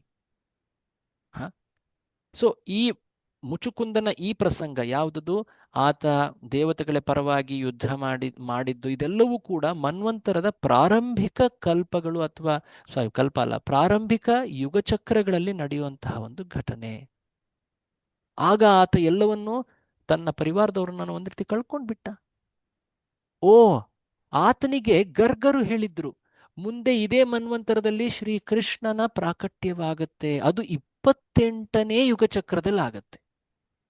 ಓ, ಅಲ್ಲಿವರೆಗೂ ನಾನು ಹೇಗೆ ಏಕಾಂಗಿಯಾಗಿರ್ಲಿ? ನನಗೆ ಭಗವಂತನ ದರ್ಶನವಾಗಬೇಕು ಅಂತ ಬಯಸಿದ್ದೀನಿ. ಗರ್ಗಮುನಿಗಳು ಹೇಳಿದ್ರು ನನಗೆ ದರ್ಶನವಾಗ್ತದೆ ಅಂತ, ಬಟ್ ಅಲ್ಲಿವರೆಗೂ ನಾನು ಹೇಗೆ ಸಮಯ ಕಳೀಲಿ? ಆ ವಿರಹದಲ್ಲಿರೋ ಬದಲು ನಾನು ಮಲಗಿ ಬಿಡ್ತೀನಿ, ನಿದ್ರೆಯಲ್ಲಿ ಸಮಯ ಬೇಗ ಕಳೆದು ಹೋಗ್ಬಿಡುತ್ತೆ. ಸೊ ಈ ಯೋಚನೆಯಲ್ಲಿ ಆತ, ನಾನು ನಿದ್ರಿಸ್ತೀನಿ, ನನಗೆ ಯಾರು ನಿದ್ರೆಯಲ್ಲಿ ನನಗೆ ಡಿಸ್ಟರ್ಬ್ ಮಾಡಬಾರ್ದು, ಯಾರಾದರೂ ನನ್ನ ನಿದ್ರೆಯನ್ನು ಭಂಗ ಮಾಡಿದ್ರೆ ಅವರ ಶರೀರ ಭಸ್ಮ ಆಗುವಂತೆ ನನಗೆ ಒಂದು ವರವನ್ನ ನೀಡಿ ಅಂತ ಹೇಳಿ ದೇವತೆಗಳಿಗೆ ಬೇಡ್ಕೊಂಡ್ಬಿಟ್ಟ. ಈ ದೇವತೆಗಳಿಗೆ ಈ ವರ ಬೇಡ್ಕೊಂಡಾಗ ಇಂದ್ರನಿಗೆ ಒಂದು ರೀತಿ ಬೇಜಾರಾಗ್ಬಿಡ್ತು. ಯಾಕೆ ಗೊತ್ತಾ? ಊಹೆ ಮಾಡ್ತೀರಾ ಯಾರಾದರೂ ಯಾಕೆ ಆಗಿರ್ಬೋದು ಅಂತ?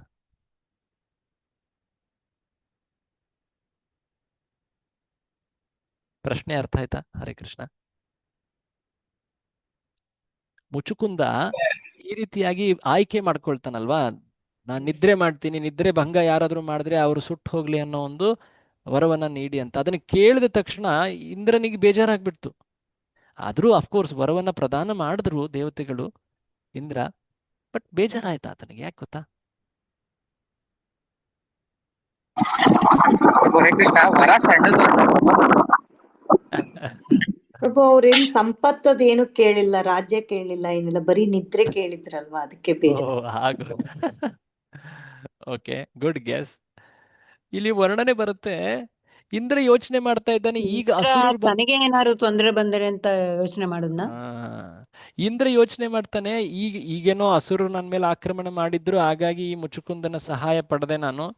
ಬಟ್ ಮುಂದೆ ಮತ್ತೆ ಅಸುರರು ಆಕ್ರಮಣ ಮಾಡಿದ್ರೆ, ಆಗ ನನಗೆ ಮುಚುಕುಂದನ ಸಹಾಯ ಬೇಕಾದ್ರೆ, ಅವ್ನು ಮಲ್ಕೊಂಡಿದ್ರೆ ನಾನು ಅವ್ನು ಹೆಂಗೆ ಎದ್ದೇಳಿಸ್ಲಿ? ಎದ್ದೇಳಿಸ್ಲಿಕ್ಕೆ ಹೋದ್ರೆ ಎದ್ದೇಳಿಸಿದವ್ರು ಸುಟ್ಟು ಹೋಗ್ಬಿಡ್ತಾರಲ್ವಾ. ಸೊ ಆ ರೀತಿ ಆತ ಯೋಚನೆ ಮಾಡ್ತಿದ್ದ. ಯಾರು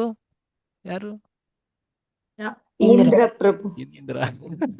ಆತ ಆಸಕ್ತ ಅಲ್ವಾ, ಕರ್ಮ ಆಸಕ್ತ, ಮಿಶ್ರ ಭಕ್ತ ಹೌದು, ಬಟ್ ಆದ್ರೆ ಮಿಶ್ರ ಅಂದ್ರೆ ಏನು, ಕರ್ಮ ಇಚ್ಛೆಗಳಿವೆ. ಸೊ ಹಾಗೆ ಈ ಮುಚುಕುಂದ ಈ ವರವನ್ನು ಆಯ್ಕೆ ಮಾಡ್ಕೊಳ್ತಾನೆ. ಆತ ಈ ಒಂದು ಗುಹೆಗೆ ಬಂದು ಮಲಗಿರ್ತಾನೆ. ಇಲ್ಲಿವರೆಗೆ ಅನೇಕ ಯುಗಚಕ್ರಗಳು ಕಳೆದು ಹೋಗಿವೆ. ಈಗ 28ನೇ ಯುಗಚಕ್ರ, ಅಷ್ಟವಿಂಶತಿ ಅಂದ್ರೇನು, 28ನೇದು. ನೀವು ಯಜ್ಞದ ಸಂಕಲ್ಪ ಮಂತ್ರಗಳಲ್ಲಿ ಕೇಳ್ತೀರಾ ಅಲ್ವೇ?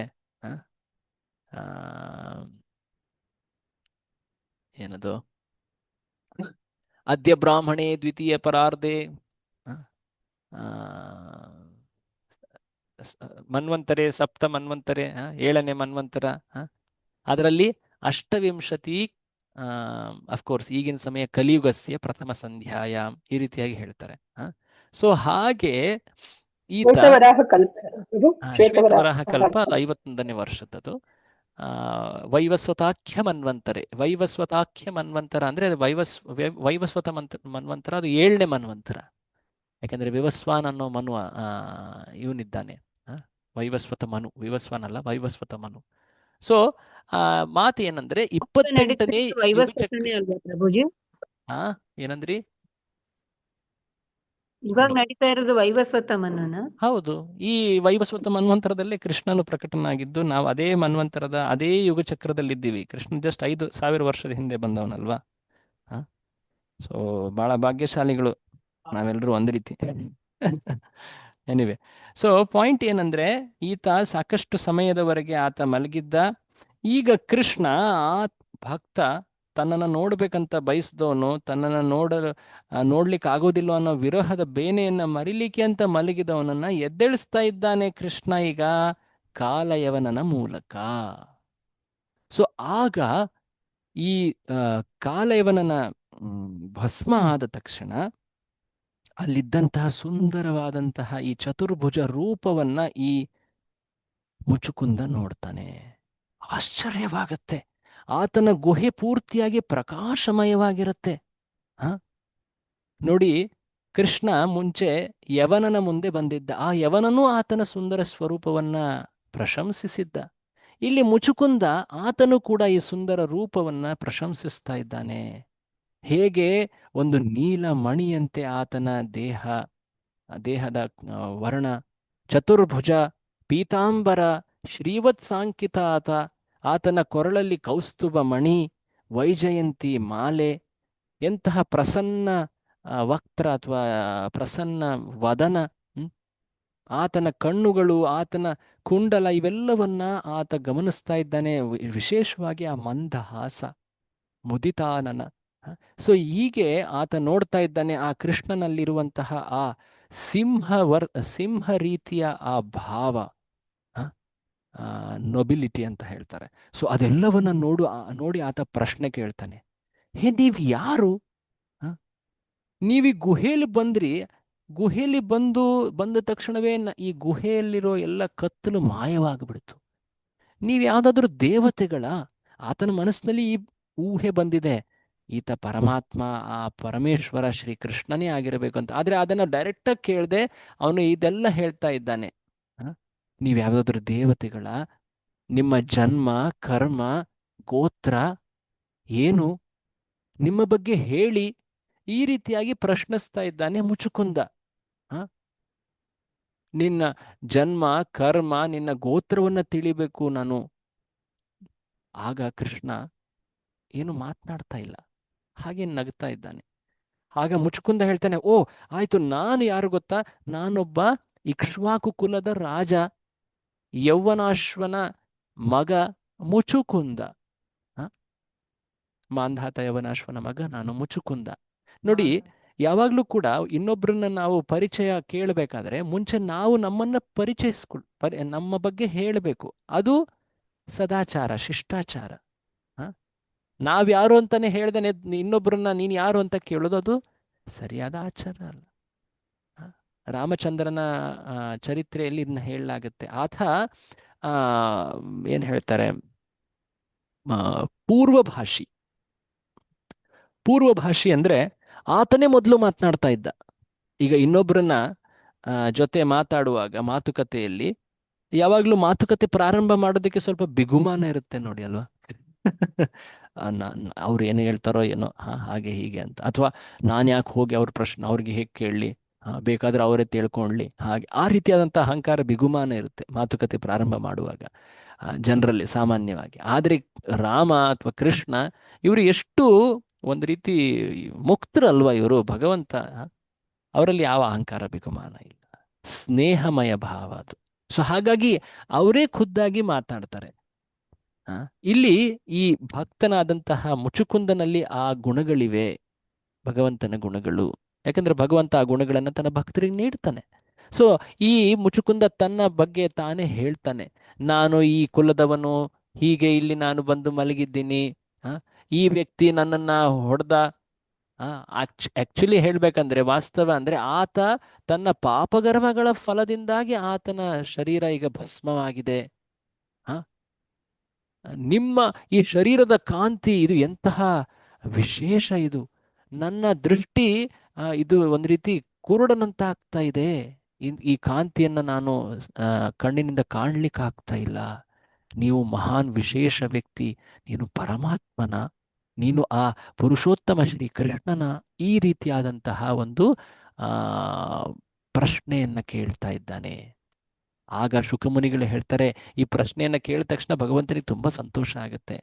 ದೇವರು ಭಗವಂತ ಮಂದಹಾಸದಿಂದ ಗಂಭೀರ ವಾಣಿಯಲ್ಲಿ ಆತ ಉತ್ತರಿಸ್ತಾನೆ. ಭಗವಂತ ಹೇಳ್ತಾನೆ, ನನ್ನ ಜನ್ಮ ಕರ್ಮ, ನನ್ನ ಹೆಸರುಗಳು ಅನಂತ, ಅವುಗಳನ್ನ ಯಾರೂ ಗಣನೆ ಮಾಡ್ಲಿಕ್ಕಾಗೋದಿಲ್ಲ. ಈ ಜಗತ್ತಿನಲ್ಲಿ, ಭೂಮಿಯಲ್ಲಿ, ಪೃಥ್ವಿಯಲ್ಲಿ ಇರುವಂತಹ ಪ್ರತಿಯೊಂದು ಧೂಳಿನ ಕಣವನ್ನ ಬೇಕಾದರೆ ಜನ ಎಣಿಸಬಹುದು. ಆದರೆ ನನ್ನ ಜನ್ಮ, ನನ್ನ ಗುಣಗಳು, ನನ್ನ ಕಾರ್ಯಗಳು, ನನ್ನ ಹೆಸರುಗಳು, ನನ್ನ ಏನು ಹೆಸರುಗಳಿವೆ ನನ್ನ ಕುರಿತಾದಂಥವು, ಅವುಗಳನ್ನು ಎಣಿಸ್ಲಿಕ್ಕಾಗೋದಿಲ್ಲ. ಹಾಗಾಗಿ ಈ ಶಬ್ದ ಏನಿದೆ ಅನಂತ, ಅಂತ್ಯವಿಲ್ಲದ್ದು, ಇಂಗ್ಲಿಷ್ನಲ್ಲಿ ಇನ್ಫೈನೈಟ್ ಅಂತ ಹೇಳ್ತಾರೆ. ಆ ಶಬ್ದ ಆಕ್ಚುಲಿ ಭಗವಂತನಿಗೆ ಮಾತ್ರ ಸಲ್ಲುವಂಥದ್ದು. ಮಹಾನ್ ಋಷಿಗಳು ನನ್ನನ್ನು ಅರ್ಥ ಮಾಡ್ಕೊಳ್ಲಿಕ್ಕೆ ಎಷ್ಟು ಪ್ರಯತ್ನ ಮಾಡ್ತಾರೆ, ಆದರೆ ಅದನ್ನು ಪೂರ್ತಿ ಆಗೋದೇ ಇಲ್ಲ. ಹಿಂದೆ ನಾನು ಅನೇಕ ಬಾರಿ ಅನೇಕ ರೂಪಗಳಲ್ಲಿ ಅನೇಕ ಕಾರ್ಯಗಳನ್ನ ಮಾಡಿದ್ದೀನಿ. ಈಗ ನಾನು ಈ ಬ್ರಹ್ಮನ ಪ್ರಾರ್ಥನೆಯನ್ನ ಗೌರವಿಸಿ ಈ ಭೂಮಿಯಲ್ಲಿ ಅವತರಿಸಿದ್ದೀನಿ ವಸುದೇವನ ಮಗನಾಗಿ. ಅನೇಕ ಅಸುರರನ್ನ ಕೊಂದಿದ್ದೀನಿ, ಕಂಸ, ಪ್ರಲಂಬ, ಈಗ ಇನ್ನಷ್ಟು ಜನರನ್ನ. ಈ ಯವನ, ಆತನನ್ನ ನಾನು ನಿನ್ನಿಂದ ಕೊಂದೆ. ನೀನು ನನಗೋಸ್ಕರ ಹಿಂದಿನ ಜನ್ಮದಲ್ಲಿ ಪ್ರಾರ್ಥಿಸಿದ್ದೆ, ಹಾಗಾಗಿ ನಾನು ನಿನ್ನ ಮುಂದೆ ಪ್ರಕಟನಾಗಿದ್ದೀನಿ. ನಿನ್ನಿಂದ ತುಂಬಾ ಸಂತುಷ್ಟನಾಗಿದ್ದೀನಿ. ದಯವಿಟ್ಟು ನಿನಗೆ ಏನು ವರಬೇಕು ಅದನ್ನ ಕೇಳು. ನನ್ನ ಭಕ್ತ ಎಂದೂ ಶೋಕದಲ್ಲಿ ಮರುಗುವುದಿಲ್ಲ. ಕೇಳು, ಏನು ವರಬೇಕು ಅದನ್ನ ಕೇಳು ಅಂತ ಯಾರು ಹೇಳ್ತಾ ಇದ್ದಾರೆ? ಯಾರು ಹೇಳ್ತಾ ಇದ್ದಾರೆ? ಕೃಷ್ಣ ಕೃಷ್ಣ ಹೇಳ್ತಾ ಇದ್ದಾನೆ ಮುಚುಕುಂದನಿಗೆ. ನೋಡಿ, ಯಾವಾಗಾದ್ರೂ ಈ ರೀತಿಯಾದಂತಹ ಸಂದರ್ಭ ನಾವು ಊಹೆ ಮಾಡ್ಕೊಂಡ್ರು ಕೂಡ ನಾವು ಅದಕ್ಕೆ ಉತ್ತರ ಏನು ಹೇಳ್ತೀವಿ ಅನ್ನೋದನ್ನ ಸ್ವಲ್ಪ ನಾವು ಗಮನ ವಹಿಸ್ಬೇಕು. ಸರ್ವಶಕ್ತನಾದಂತಹ ಎಲ್ಲ ಸಾಮರ್ಥ್ಯವಿರುವವನು ಆತ ಈ ರೀತಿಯಾಗಿ ನಮಗೆ ಒಂದು ವರ ಕೊಡುವಂತಹ ಅವಕಾಶ ನೀಡಿದ್ರೆ ನಾವು ಏನನ್ನು ಕೇಳ್ತೀವಿ. ಹಾಗಾಗಿ ಅನೇಕ ಬಾರಿ ಭಾಗವತದಲ್ಲಿ ಈ ರೀತಿಯ ಸಂದರ್ಭಗಳು ಬರ್ತವೆ. ಹಿಂದೊಮ್ಮೆ ಕೂಡ ಆ ಸಂದರ್ಭ ಬಂದಿತ್ತಲ್ವಾ? ಯಾರಾದ್ರೂ ನೆನೆಸ್ಕೊಳ್ತೀರಾ? ಯಾವ ಸಂದರ್ಭದಲ್ಲಿ ಈ ರೀತಿ ನೋಡಿದ್ವಿ? ಭಗವಂತನೇ ಕೇಳ್ತಾ ಇದ್ದ, ನಿನಗೆ ಏನು ವರ ಬೇಕು ಅದನ್ನ ಕೇಳು ಅಂತ. ಮಥುರೆ ಜನರಿಗೆ ಮಾಲೆಗಾರ ಅವರೆಲ್ಲರೂ. ಹೌದು, ಕರೆಕ್ಟ್, ಎಕ್ಸಾಕ್ಟ್, ಸರಿಯಾಗಿ ನೆನಪಿಟ್ಕೊಂಡಿದ್ದಾರೆ. Very good. ಸೊ ಆ ಮಾಲೆಗಾರ ಸುಧಾಮ, ಅವನು ತುಂಬಾ ಉತ್ತಮವಾದಂತಹ ಪ್ರಾರ್ಥನೆಯನ್ನ ಮಾಡಿದ್ದ ಅಲ್ವಾ? ಸೊ ಹಾಗೆ ಭಾಗವತ ನಮಗೆ ಯಾವುದನ್ನ ನಾವು ಹಂಬಲಿಸಬೇಕು ಜೀವನದಲ್ಲಿ, ಯಾವುದನ್ನ ವರವಾಗಿ ನಾವು ಮನಸ್ಸಿನಲ್ಲಿ ಏನು ಹೇಳ್ತಾರೆ, ಅನುಶೀಲನೆ ಮಾಡಬೇಕು, ಕಲ್ಟಿವೇಟ್ ಮಾಡ್ಕೋಬೇಕು, ಅದನ್ನ ತಿಳಿಸ್ಕೊಡುತ್ತೆ. ಸೊ ಈ ರೀತಿ ಕೇಳಿದಾಗ ಮುಚುಕುಂದನ ಉತ್ತರ ಎಷ್ಟು ದೀರ್ಘವಾಗಿದೆ ನಮ್ಮ ಭಾಗವತದಲ್ಲಿ. ತುಂಬಾ ಚೆನ್ನಾಗಿದೆ ಈ ಒಂದು ಆತನ ಮಾತುಗಳು. ಆತ ಹೇಳ್ತಾನೆ, ಭಗವಂತ, ನಿನ್ನ ಪರಿಚಯ ನೀನು ನೀಡಿದೆ, ತುಂಬಾ ಧನ್ಯ ನಾನು. ಮೊದಲನೇದಾಗಿ ಈ ಜಗತ್ತು ಹೇಗಿದೆ ನೋಡು, ನಿನ್ನ ಶಕ್ತಿ ಇದು. ಈ ಜಗತ್ತಿನಲ್ಲಿ ಮಾಯೆಯ ಕಾರಣದಿಂದ ಜನರು ನಿನ್ನ ಕುರಿತಾಗಿ ವಿಮುಖರಾಗ್ತಾರೆ. ತಮ್ಮ ಸ್ವಾರ್ಥದಲ್ಲಿ, ತಮ್ಮ ಸುಖದ ಕಾರ್ಯಗಳಲ್ಲಿ, ಪ್ರಯತ್ನಗಳಲ್ಲಿ ಅವರು ಮುಳುಗಿ ಹೋಗ್ತಾರೆ. ಕುಟುಂಬ ಜೀವನದಲ್ಲಿ ಸಂತೋಷವನ್ನ ಹುಡುಕ್ತಾರೆ, ಆದರೆ ಅಲ್ಲಿ ಸಂತೋಷ ಅಥವಾ ಸುಖ ಅನ್ನೋದಿಲ್ಲ. ಅದು ಒಂದು ಅಂಧಕೂಪ. ಅಂಧಕೂಪ ಅಂದ್ರೆ ಅದು ಅದರ ಆಳನೇ ಗೊತ್ತಿಲ್ಲ. ಆ, ಅನೇಕ ವರ್ಷಗಳಿಂದ ಆ ಬಾವಿಯನ್ನ ಉಪಯೋಗಿಸಿಯೇ ಇಲ್ಲ ಜನ. ಹಾಗಾಗಿ ಅದು ಒಂದು ರೀತಿ ಅತ್ಯಂತ ಭಯಾನಕವಾಗಿಬಿಟ್ಟಿದೆ. ಅನೇಕ ಕ್ರೂರ ಆ, ಜಂತುಗಳು, ಜೀವಿಗಳಿರಬಹುದು. ಅದಲ್ಲದೆ ಅದರ ಆಳವೇ ಗೊತ್ತಿಲ್ಲ ನೋಡಿ. ಅದರೊಳಗಡೆ ಬಿದ್ದರೆ ಹೇಗೆ ಹೊರಗೆ ಬರೋದು ಅನ್ನೋದು ಕೂಡ ನಾವು ಯೋಚಿಸ್ಲಿಕ್ಕಾಗೋದಿಲ್ಲ. ಸೊ ಅಂತಹ ಒಂದು ಅಂಧಕೂಪ ಅದು ಈ ಸಂಸಾರ, ಈ ಭೌತಿಕ ಚಿಂತನೆ ಅಥವಾ ಭೌತಿಕ ಗಣನೆಯ ಕೌಟುಂಬಿಕ ಜೀವನ. ಗೃಹವೆಂಬ ಅಂಧಕೂಪದಲ್ಲಿ ವ್ಯಕ್ತಿ ಬಿದ್ದು ಆತ ತನ್ನ ಮನುಷ್ಯ ಜನ್ಮವನ್ನೇ ವ್ಯರ್ಥ ಮಾಡಿಬಿಡ್ತಾನೆ. ಮುಚುಕುಂದ ಹೇಳ್ತಾನೆ, ಈ ರೀತಿಯಾಗಿ ಯೋಚಿಸುವಂಥವರಲ್ಲಿ ನಾನು ಅಗ್ರಣಿ, ನಾನೇ ಅಂತ ವ್ಯಕ್ತಿ. ನಾನು ನನ್ನ ಮಕ್ಕಳು, ನನ್ನ ಪತ್ನಿ, ನನ್ನ ಸಂಪತ್ತು, ನನ್ನ ರಾಜ್ಯ, ಇದರ ಆಸಕ್ತಿಯಲ್ಲಿ ನಾನು ಈ ಮನುಷ್ಯ ಜನ್ಮವನ್ನ ವ್ಯರ್ಥ ಮಾಡಿದೆ. ದಾಸರು ಹೇಳ್ತಾರಲ್ಲ, ಹ್ಯಾಂಗೆ ಮಾಡಲಯ್ಯ ಕೃಷ್ಣ ಹೋಗುತ್ತಿದೆ ಆಯುಷ್ಯ. ಈಗ ಇಷ್ಟು ಸಮಯ ನಾನು ವ್ಯಯ ಮಾಡಿಬಿಟ್ಟಿದ್ದೀನಿ, ನನ್ನ ಆಯುಷ್ಯ ಹೋಗ್ತಾ ಇದೆ, ಹ್ಯಾಂಗೆ ಮಾಡಲಿ ನಾನು ಭಕ್ತಿ ಅಂತ ದಾಸರು ಹೇಳ್ತಾರೆ. ಸೊ ಹಾಗೆ ಈತ ಹೇಳ್ತಾನೆ, ತನ್ನ ಹಿಂದಿನ ಜೀವನವೆಲ್ಲ ಈಗ ಮೆಲುಕು ಹಾಕ್ತಾ ಇದ್ದಾನೆ. ಹೇಳಬೇಕಂದ್ರೆ ಈತ ಬಹಳ ಪ್ರಾಮಾಣಿಕ ಶುದ್ಧ ಭಕ್ತ. ಸಾಮಾನ್ಯ ಜೀವಿ ಹೇಗೆ ಚಿಂತಿಸ್ತಾನೆ ಅನ್ನೋದನ್ನ ತನ್ನ ಮಾತುಗಳಲ್ಲಿ ಹೇಳ್ತಾ ಇದ್ದಾನೆ. ದೇಹಾತ್ಮ ಬುದ್ಧಿ, ಶರೀರವನ್ನೇ ತಾನು ಅಂತ ಜೀವಿಸುವಂತಹ ಈ ಪರಿಕಲ್ಪನೆ, ಆ ಬುದ್ಧಿಯಲ್ಲಿ ನಾನೊಬ್ಬ ರಾಜ, ನನ್ನನ್ನು ಎಲ್ಲ ಪ್ರಜೆಗಳು ಪೂಜಿಸ್ತಾರೆ, ನಾನು ನರದೇವ ಅಂತ ಭಾವಿಸಿದ್ದೆ. ಈ ರೀತಿಯಾಗಿ ನಾನು ಇಂದ್ರಿಯ ಸುಖದಲ್ಲಿ ಮುಳುಗಿ ಹೋಗಿದ್ದೆ. ಇದರಲ್ಲಿ ಏನ್ ತಪ್ಪಿದೆ? ಹೀಗೆ ಜೀವಿಸೋದ್ರಲ್ಲಿ ಏನ್ ತಪ್ಪಿದೆ? ಜನ ತಮ್ಮನ್ನ ತಾವು ಪುರುಷರು, ತಮ್ಮ ಶರೀರ ಅಂತ ಗ್ರಹಿಸಿ ಜೀವಿಸಿ ಅವರು ಸುಖವನ್ನ ಪಡೆಯುವಂತ ಅಪೇಕ್ಷೆ ಇಟ್ಟು ಜೀವಿಸೋದ್ರಲ್ಲಿ ಏನ್ ತಪ್ಪಿದೆ ಅಂತ ಯಾರಾದರೂ ಪ್ರಶ್ನೆ ಕೇಳಿದ್ರೆ ಮುಂದೆ ಹೇಳ್ತಾನೆ, ಆದ್ರೆ ಈ ರೀತಿ ಇಂದ್ರಿಯ ಸುಖದಲ್ಲಿ ಪೂರ್ತಿಯಾಗಿ ಮುಳುಗಿರೋನಿಗೆ ಒಂದು ಸಲ ಒಂದು ಮಹಾನ್ ಭಯ ಉಂಟಾಗತ್ತೆ. ಅದು ಯಾವಾಗ? ಮೃತ್ಯು. ಆ ಮೃತ್ಯು ಯಾವಾಗ ಆತನ ಬಾಗಿಲು ಬಡಿಯುತ್ತೆ ಅನ್ನೋದು ಆತ ಎಂದು ಊಹಿಸಿಯೇ ಇರುವುದಿಲ್ಲ. ಹೇಗೆ ಒಂದು ಇಲಿ ಕೆಲವೊಮ್ಮೆ ಅದು ಬಿಲ ಮಾಡುತ್ತಲ್ವಾ, ಬಿಲದಲ್ಲಿ ಆ ಇಲಿ ಏನೆಲ್ಲ ಶೇಖರಿಸಿಟ್ಟಿರುತ್ತೆ, ತನ್ನ ಪರಿವಾರವನ್ನೆಲ್ಲ ಮಾಡಿ ಅಲ್ಲಿ ಅದರೊಳಗಡೆ ತುಣುಕುಗಳನ್ನ, ಏನೇನೋ ಒಂದು ಬ್ರೆಡ್ ಪೀಸ್ ಅಂತೆ, ಇದು ಏನದು ತರಕಾರಿ ಇದಂತೆ, ಅದು ಇದು ಸ್ವೀಟ್ ಅಂತೆ, ಏನೆಲ್ಲ ತಂದು ಅದರೊಳಗಡೆ ತುರುಕಿ ಇಟ್ಕೊಂಡಿರುತ್ತೆ. ಒಂದಿನ ನೋಡುತ್ತೆ ಅದರ ಬಿಲದ ಮುಂದೆ, ಆ ಬಿಲದ ಒಳ ಹೊಕ್ಕು ಒಂದು ದೊಡ್ಡ ಹಾವು ಬಾಯಿ ತೆಗೆದು ಈಗ ಮುಂದೆ ನಿಂತುಬಿಟ್ಟಿದೆ. ಹಸಿದ ಹಾವು. ಈ ಹಾವು ಏನನ್ನ ಸೂಚಿಸುತ್ತೆ? ಇಲ್ಲಿ ಕಾಲ, ಸಾವು, ಮೃತ್ಯು, ಸಾವು.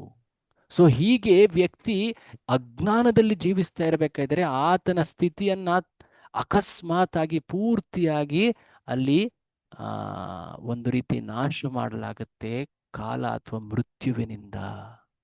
ಹೀಗೆ ವ್ಯಕ್ತಿ ಮೃತ್ಯುವನ್ನಪ್ತಾನೆ. ಆತ ಜೀವಿಸುವಾಗ ಅನೇಕ ರೀತಿಯಲ್ಲಿ ಪ್ರಯತ್ನ ಮಾಡಿ ಸುಖವನ್ನ ಪಡಿಲಿಕ್ಕೆ ಅನುಭವಿಸಿರಬಹುದು. ಆದರೆ ಆ ಪರಿಚಯಗಳೆಲ್ಲ, ಆ ದೇಹವೆಲ್ಲ ಈಗ ಕ್ಷಯವಾಗಿಬಿಡುತ್ತೆ. ಆ ದೇಹವನ್ನ ಕೆಲ ಪ್ರಾಣಿಗಳು ತಿಂತವೆ. ಆ ಪ್ರಾಣಿಗಳು ತಿಂದಂತಹ ದೇಹ ಈಗ ಮಲವಾಗಿ ಪರಿವರ್ತಿತವಾಗುತ್ತೆ. ಅಥವಾ ಕೆಲ ಹುಳಗಳು ತಿಂತವೆ, ಆ ಹುಳಗಳಿಂದ ಮತ್ತೆ ಹುಳಗಳು ಜನ್ಮಿಸ್ತವೆ. ಆ ದೇಹ ಏನಿತ್ತು ನಾನು ಅಂತ ಅನ್ಕೊಂಡಿದ್ವಲ್ಲ, ಆ ದೇಹ ಅದೇನಾಗ್ಬಿಟ್ಟಿದೆ, ಮಲ ಆಯ್ತು, ಅಥವಾ ಹುಳುಗಳಾಯ್ತು, ಅಥವಾ ಅದು ಭಸ್ಮವಾಯಿತು. ಕೆಲವೊಂದು ಸಂಸ್ಕೃತಿಯಲ್ಲಿ ಆ ದೇಹವನ್ನು ಸುಡ್ತಾರಲ್ವಾ, ಅವಾಗ ಏನಾಗುತ್ತೆ, ಅದು ಭಸ್ಮವಾಗುತ್ತೆ. ಕೆಲವೊಂದು ಸಂಸ್ಕೃತಿಯಲ್ಲಿ ಆ ಶರೀರವನ್ನ ಒಂದು ಎತ್ತರದ ಒಂದು ಬೆಟ್ಟದ ಮೇಲೆ ಇಟ್ಬಿಡ್ತಾರೆ, ಏನಾದರೂ ಪಕ್ಷಿಗಳು ರಣಹದ್ದುಗಳು ತಿನ್ಲಿ ಅಂತ. ಕೆಲವೊಂದರಲ್ಲಿ ಅದನ್ನ ಹೂತು ಹಾಕ್ತಾರೆ. ಹಾಗಾಗಿ ಶರೀರ ಏನಾಗುತ್ತೆ ಕೊನೆಗೆ, ಹಕ್ಕಿ ತಿಂದ್ರೆ ಮಲವಾಗುತ್ತೆ ಹಕ್ಕಿದು, ಅಥವಾ ಹೂಳಿದ್ರೆ ಅದು ಹುಳ ಆಗುತ್ತೆ, ಅಥವಾ ಅದನ್ನ ಸುಟ್ರೆ ಏನಾಗುತ್ತೆ, ಭಸ್ಮ ಆಗುತ್ತೆ. ಸೊ ಹೀಗೆ ಈ ದೇಹ, ನಾವು ನಮ್ಮದು ಅಂದ್ಕೊಂಡಿದ್ದು ಅಥವಾ ನಾನು ಅಂದ್ಕೊಂಡಂತಹ ದೇಹ, ಅದರ ಹೆಸರುಗಳು ಈಗ ಮಲ, ಹುಳ ಅಥವಾ ಭಸ್ಮ ಆಗ್ಬಿಟ್ಟಿದೆ. ಹೀಗೆ ರಾಜ ಅವನ ಕೊನೆ ಹೀಗಾಯ್ತು. ಅರೆ, ನೀ ಯಾಕೆ ಕೊನೆಯ ಬಗ್ಗೆ ಮಾತನಾಡ್ತಾ ಇದ್ದೀಯ? ಅಟ್ಲೀಸ್ಟ್ ಅವನು ಜೀವಿಸಿದ್ದಾಗ ಎಷ್ಟು ಸಂತೋಷಪಟ್ಟ, ಎಷ್ಟು ಸುಖವಾಗಿದ್ದ. ಅರೆ, ಅದು ಆತನ ಭ್ರಮೆ. ಎಂತಹ ಮಹಾಪರಾಕ್ರಮಿಯಂತೆ ಆತ ಹೊರಗಡೆ ತೋರಿಸ್ಕೊಂಡ್ರೂ ಕೂಡ ಆತ ಭೌತಿಕ ಸುಖದ ಅಪೇಕ್ಷೆಯಲ್ಲಿ ಕೈಗೊಂಬೆ ಅಂತ ಆಗ್ತಾನೆ.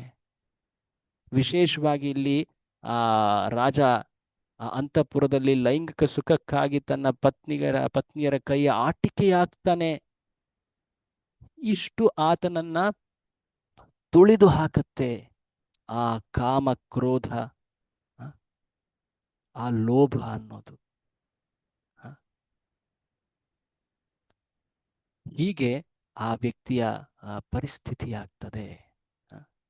ಕುರುಡು ಕಾಂಚಾಣ ತುಳಿಯುತ್ತಲಿತ್ತು, ಕಾಲಿಗೆ ಬಿದ್ದರು ತುಳಿಯುತ್ತಲಿತ್ತು ಅಂತ ದಾಸರು ಹೇಳ್ತಾರೆ.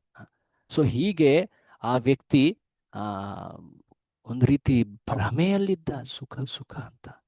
ಆದರೆ ಆತನ ಜೀವನದಲ್ಲಿ ಅದೃಷ್ಟ ಉದಯವಾದಾಗ ಕೆಲ ಭಕ್ತರ ಸಂಘದಿಂದಾಗಿ ಆತ ಭಕ್ತಿಯನ್ನ ಪಡ್ತಾನೆ. ಅದರಿಂದಾಗಿ ಆತನ ಭೌತಿಕ ಜೀವನ ಅಂತ್ಯಗೊಳ್ಳುತ್ತೆ. ಇಲ್ಲೊಂದು ವಿಶೇಷವಾದ ಶ್ಲೋಕವನ್ನ ನಮ್ಮ ಈ ಮುಚುಕುಂದ ಹೇಳ್ತಾನೆ. ಆ ಶ್ಲೋಕ ಏನಂದ್ರೆ, ಭವಾಪವರ್ಗೋ ಭ್ರಮತೋ ಯದಾ ಭವೇತ್ ಜನಸ್ಯ ತರ್ಹ್ಯಚ್ಯುತ ಸತ್ಸಮಾಗಮ.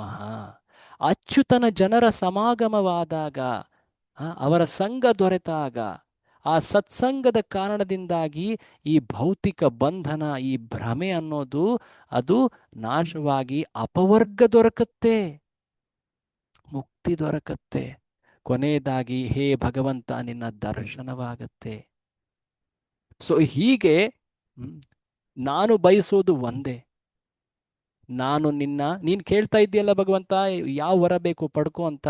ನಾನು ಕೇಳೋದು ಇದು ಒಂದೇ. ನನಗೆ ಸ್ವರ್ಗ ಬೇಡ, ನನಗೆ ಮೋಕ್ಷ ಬೇಡ, ನನಗೆ ಯಾವ ಭೌತಿಕ ಅಥವಾ ಆಧ್ಯಾತ್ಮಿಕ ಸಂಪತ್ತು ಬೇಡ. ನನಗೆ ನಿನ್ನ ಪಾದ ಪದ್ಮಗಳ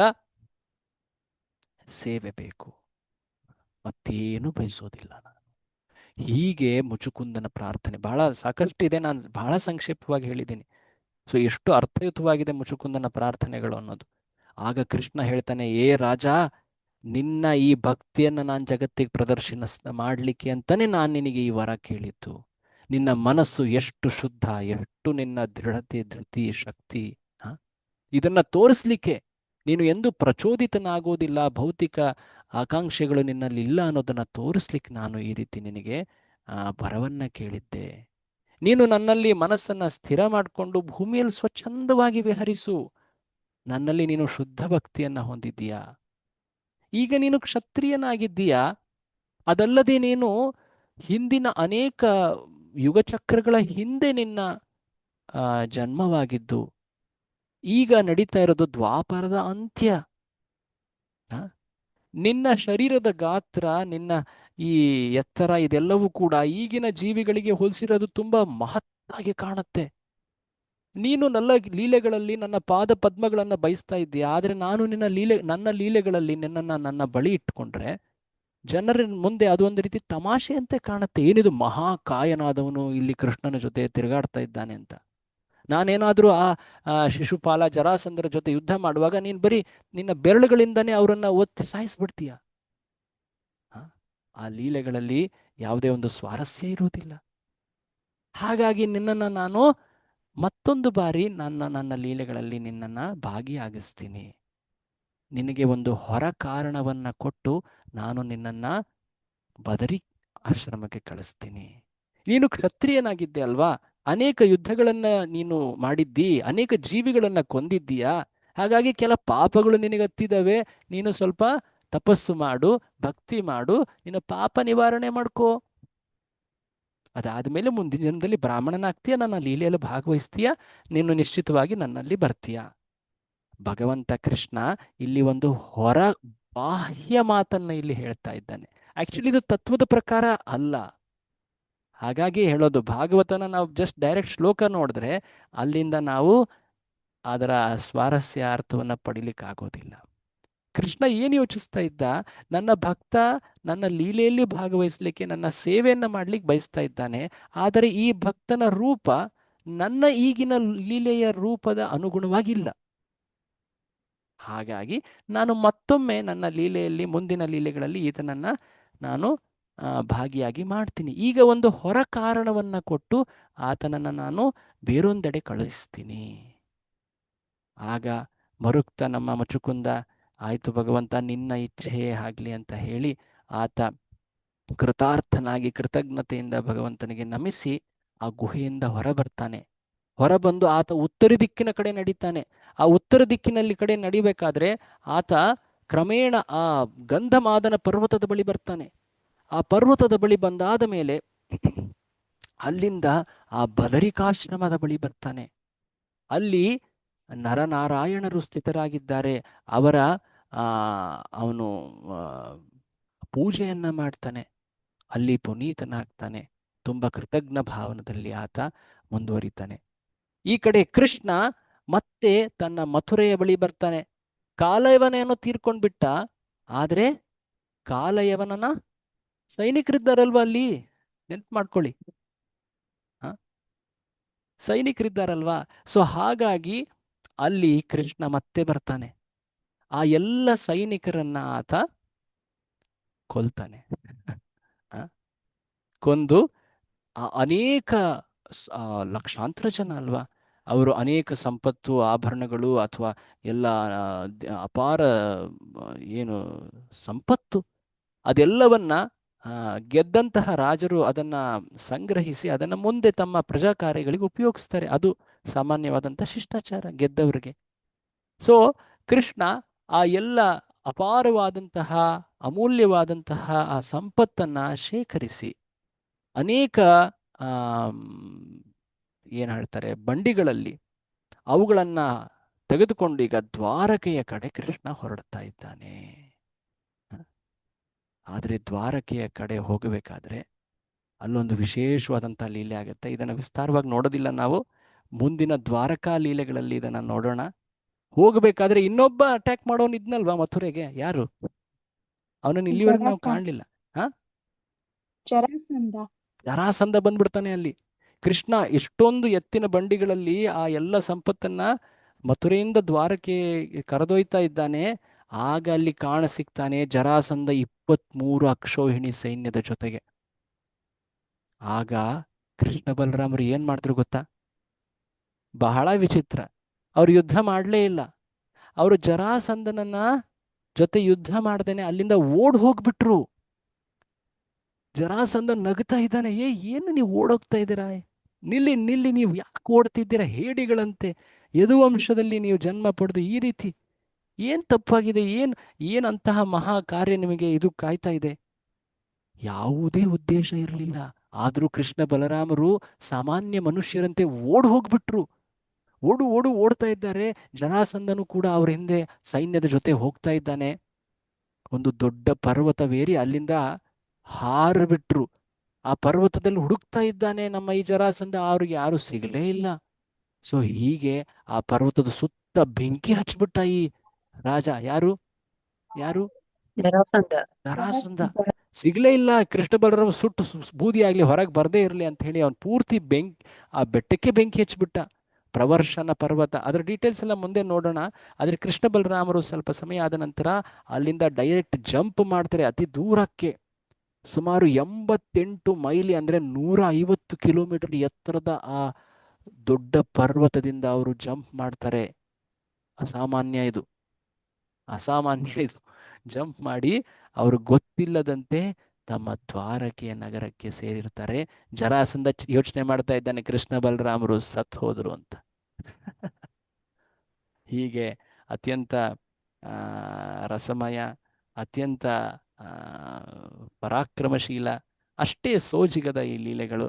ಇವೆಲ್ಲವನ್ನ ನಾವು ಈ ಮಥುರಾ ಮೋಹನ ಈ ಭಾಗದಲ್ಲಿ ನೋಡಿದ್ದೀವಿ. ಈ ದಿನ ಈ ಚರ್ಚೆಯ ಕೊನೆಯ ಸಂಚಿಕೆಯಾಗಿತ್ತು. ಮುಂಚೆ ಅನೇಕ ಬಾರಿ ನಾನು ಇದನ್ನ ಹೇಳಿದ್ದೀನಿ, ಲೀಲೆಗೆ ಕೊನೆ ಇಲ್ಲ. ಸಮಯದ ಏನು ಹೇಳ್ತಾರೆ ಮಿತಿಯ ಕಾರಣದಿಂದಾಗಿ ನಾವು ಆ, ನಮ್ಮ ಮಿತಿಯ ಕಾರಣದಿಂದಾಗಿ ಆ, ನಾವು ಇದನ್ನ ಇಲ್ಲಿ ವಿರಾಮ ಮಾಡ್ತಾ ಇದ್ದೀವಿ. ಸೊ ಈ ಮಥುರಾ ಮೋಹನ ಭಾಗದಲ್ಲಿ ನಾವು ಅನೇಕ ಸುಂದರ ಲೀಲೆಗಳನ್ನ ನೋಡಿದ್ವಿ. ಮೊದಲನೇದಾಗಿ ಮಥುರಾ ಪ್ರವೇಶ. ಆ, ಶ್ರೀಕೃಷ್ಣ ಹೇಗೆ ಮಥುರೆಯನ್ನ ಪ್ರವೇಶಿಸಿದ ಆ ಚತುರ್ದಶಿಯ ದಿನ ನೆನಪು ಮಾಡ್ಕೊಳ್ಳಿ, ಅದು ಶಿವರಾತ್ರಿ ದಿನ ಆಗಿತ್ತು. ಸ್ವಲ್ಪ ದಿನ ಆದ್ಮೇಲೆ ಶಿವರಾತ್ರಿ ಬರ್ತಾ ಇದೆ ಅಲ್ವಾ? ಆ? ಆ, ಫೆಬ್ರವರಿಲಿ ಬರುತ್ತೆ, ಸುಮಾರು 15-16ನೇ ತಾರೀಕು ಅನ್ಸುತ್ತೆ. ಸೊ ಆ ಸಮಯದಲ್ಲಿ ತಾವೆಲ್ಲ ಈ ಲೀಲೆ ನೆನೆಸ್ಕೋಬಹುದು.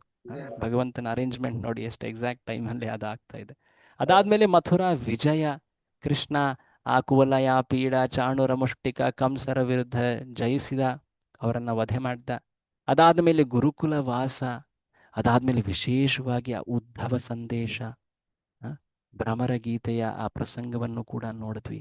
ಅದಾದ ಮೇಲೆ ಕೃಷ್ಣ ಅಕ್ರೂರ ಮತ್ತೆ ಕುಬ್ಜೇರನ್ನ ಭೇಟಿ ಆಗ್ತಾನೆ. ತನ್ನ ಹಸ್ತಿನಾಪುರದ ಭಕ್ತರ ಬಗ್ಗೆ ಚಿಂತಿಸ್ತಾ ಇದ್ದಾನೆ. ಆ ಪಾಂಡವರು, ವಿಶೇಷವಾಗಿ ಆ ಕುಂತಿ ಬಗ್ಗೆ. ಅಕ್ರೂರನನ್ನ ತನ್ನ ಏನ್ ಹೇಳ್ತಾರೆ, ಆ ಸಂದೇಶ ಅಥವಾ ತನ್ನ ರಾಯಭಾರಿಯಾಗಿ ಕಳಿಸಿದ್ದ. ಅದಾದ ಮೇಲೆ ಅಲ್ಲಿ ಜರಾಸಂಧ ಮತ್ತೆ ಕಾಲಯವನರಿಂದ ಈ ಮಥುರೆಯನ್ನ ರಕ್ಷಿಸ್ತಾನೆ. ದ್ವಾರಕೆಯನ್ನ ನಿರ್ಮಾಣ ಮಾಡ್ತಾನೆ. ದ್ವಾರಕೆಗೆ ಎಲ್ಲರನ್ನ ಸ್ಥಳಾಂತರಿಸ್ತಾನೆ. ಆ ಕಾಲಯವನನ್ನ ಆ ಮುಚುಕುಂದನಿಂದ ಭಸ್ಮ ಮಾಡ್ತಾನೆ. ಆ ಮುಚುಕುಂದ ತುಂಬಾ ಹಂಬಲಿಸ್ತಾ ಇರುವಂತಹ ಭಕ್ತ. ಆತನ ಪ್ರಾರ್ಥನೆಗಳನ್ನ ಸ್ವೀಕರಿಸ್ತಾನೆ. ಆತನನ್ನ ತನ್ನ ಲೀಲೆಗಳಲ್ಲಿ ಭಾಗವಹಿಸುವಂತ ಒಂದು ವರವನ್ನು ನೀಡ್ತಾನೆ. ಹೀಗೆ ಭಗವಂತನ ಲೀಲೆ ನಿರಂತರ. ಅದು ಹೀಗೆ ಇದಾದ ಮೇಲೆ ದ್ವಾರಕೆ ಕ್ಷೇತ್ರದಲ್ಲಿ ಆ ಲೀಲೆ ಈಗ ಮುಂದುವರಿತಾ ಇದೆ. ಅಲ್ಲಿ ಅನೇಕ ಲೀಲೆಗಳು. ವಿಶೇಷವಾಗಿ ಭಗವಂತನಿಗೆ ಈಗ ಸರಿಸುಮಾರು 32 ವರ್ಷ ಆಗಿದೆ. ಈಗ ಕೃಷ್ಣನ ಆ ವಿಶೇಷ ವಿವಾಹದ ಲೀಲೆಗಳು ಪ್ರಾರಂಭ ಆಗ್ತವೆ.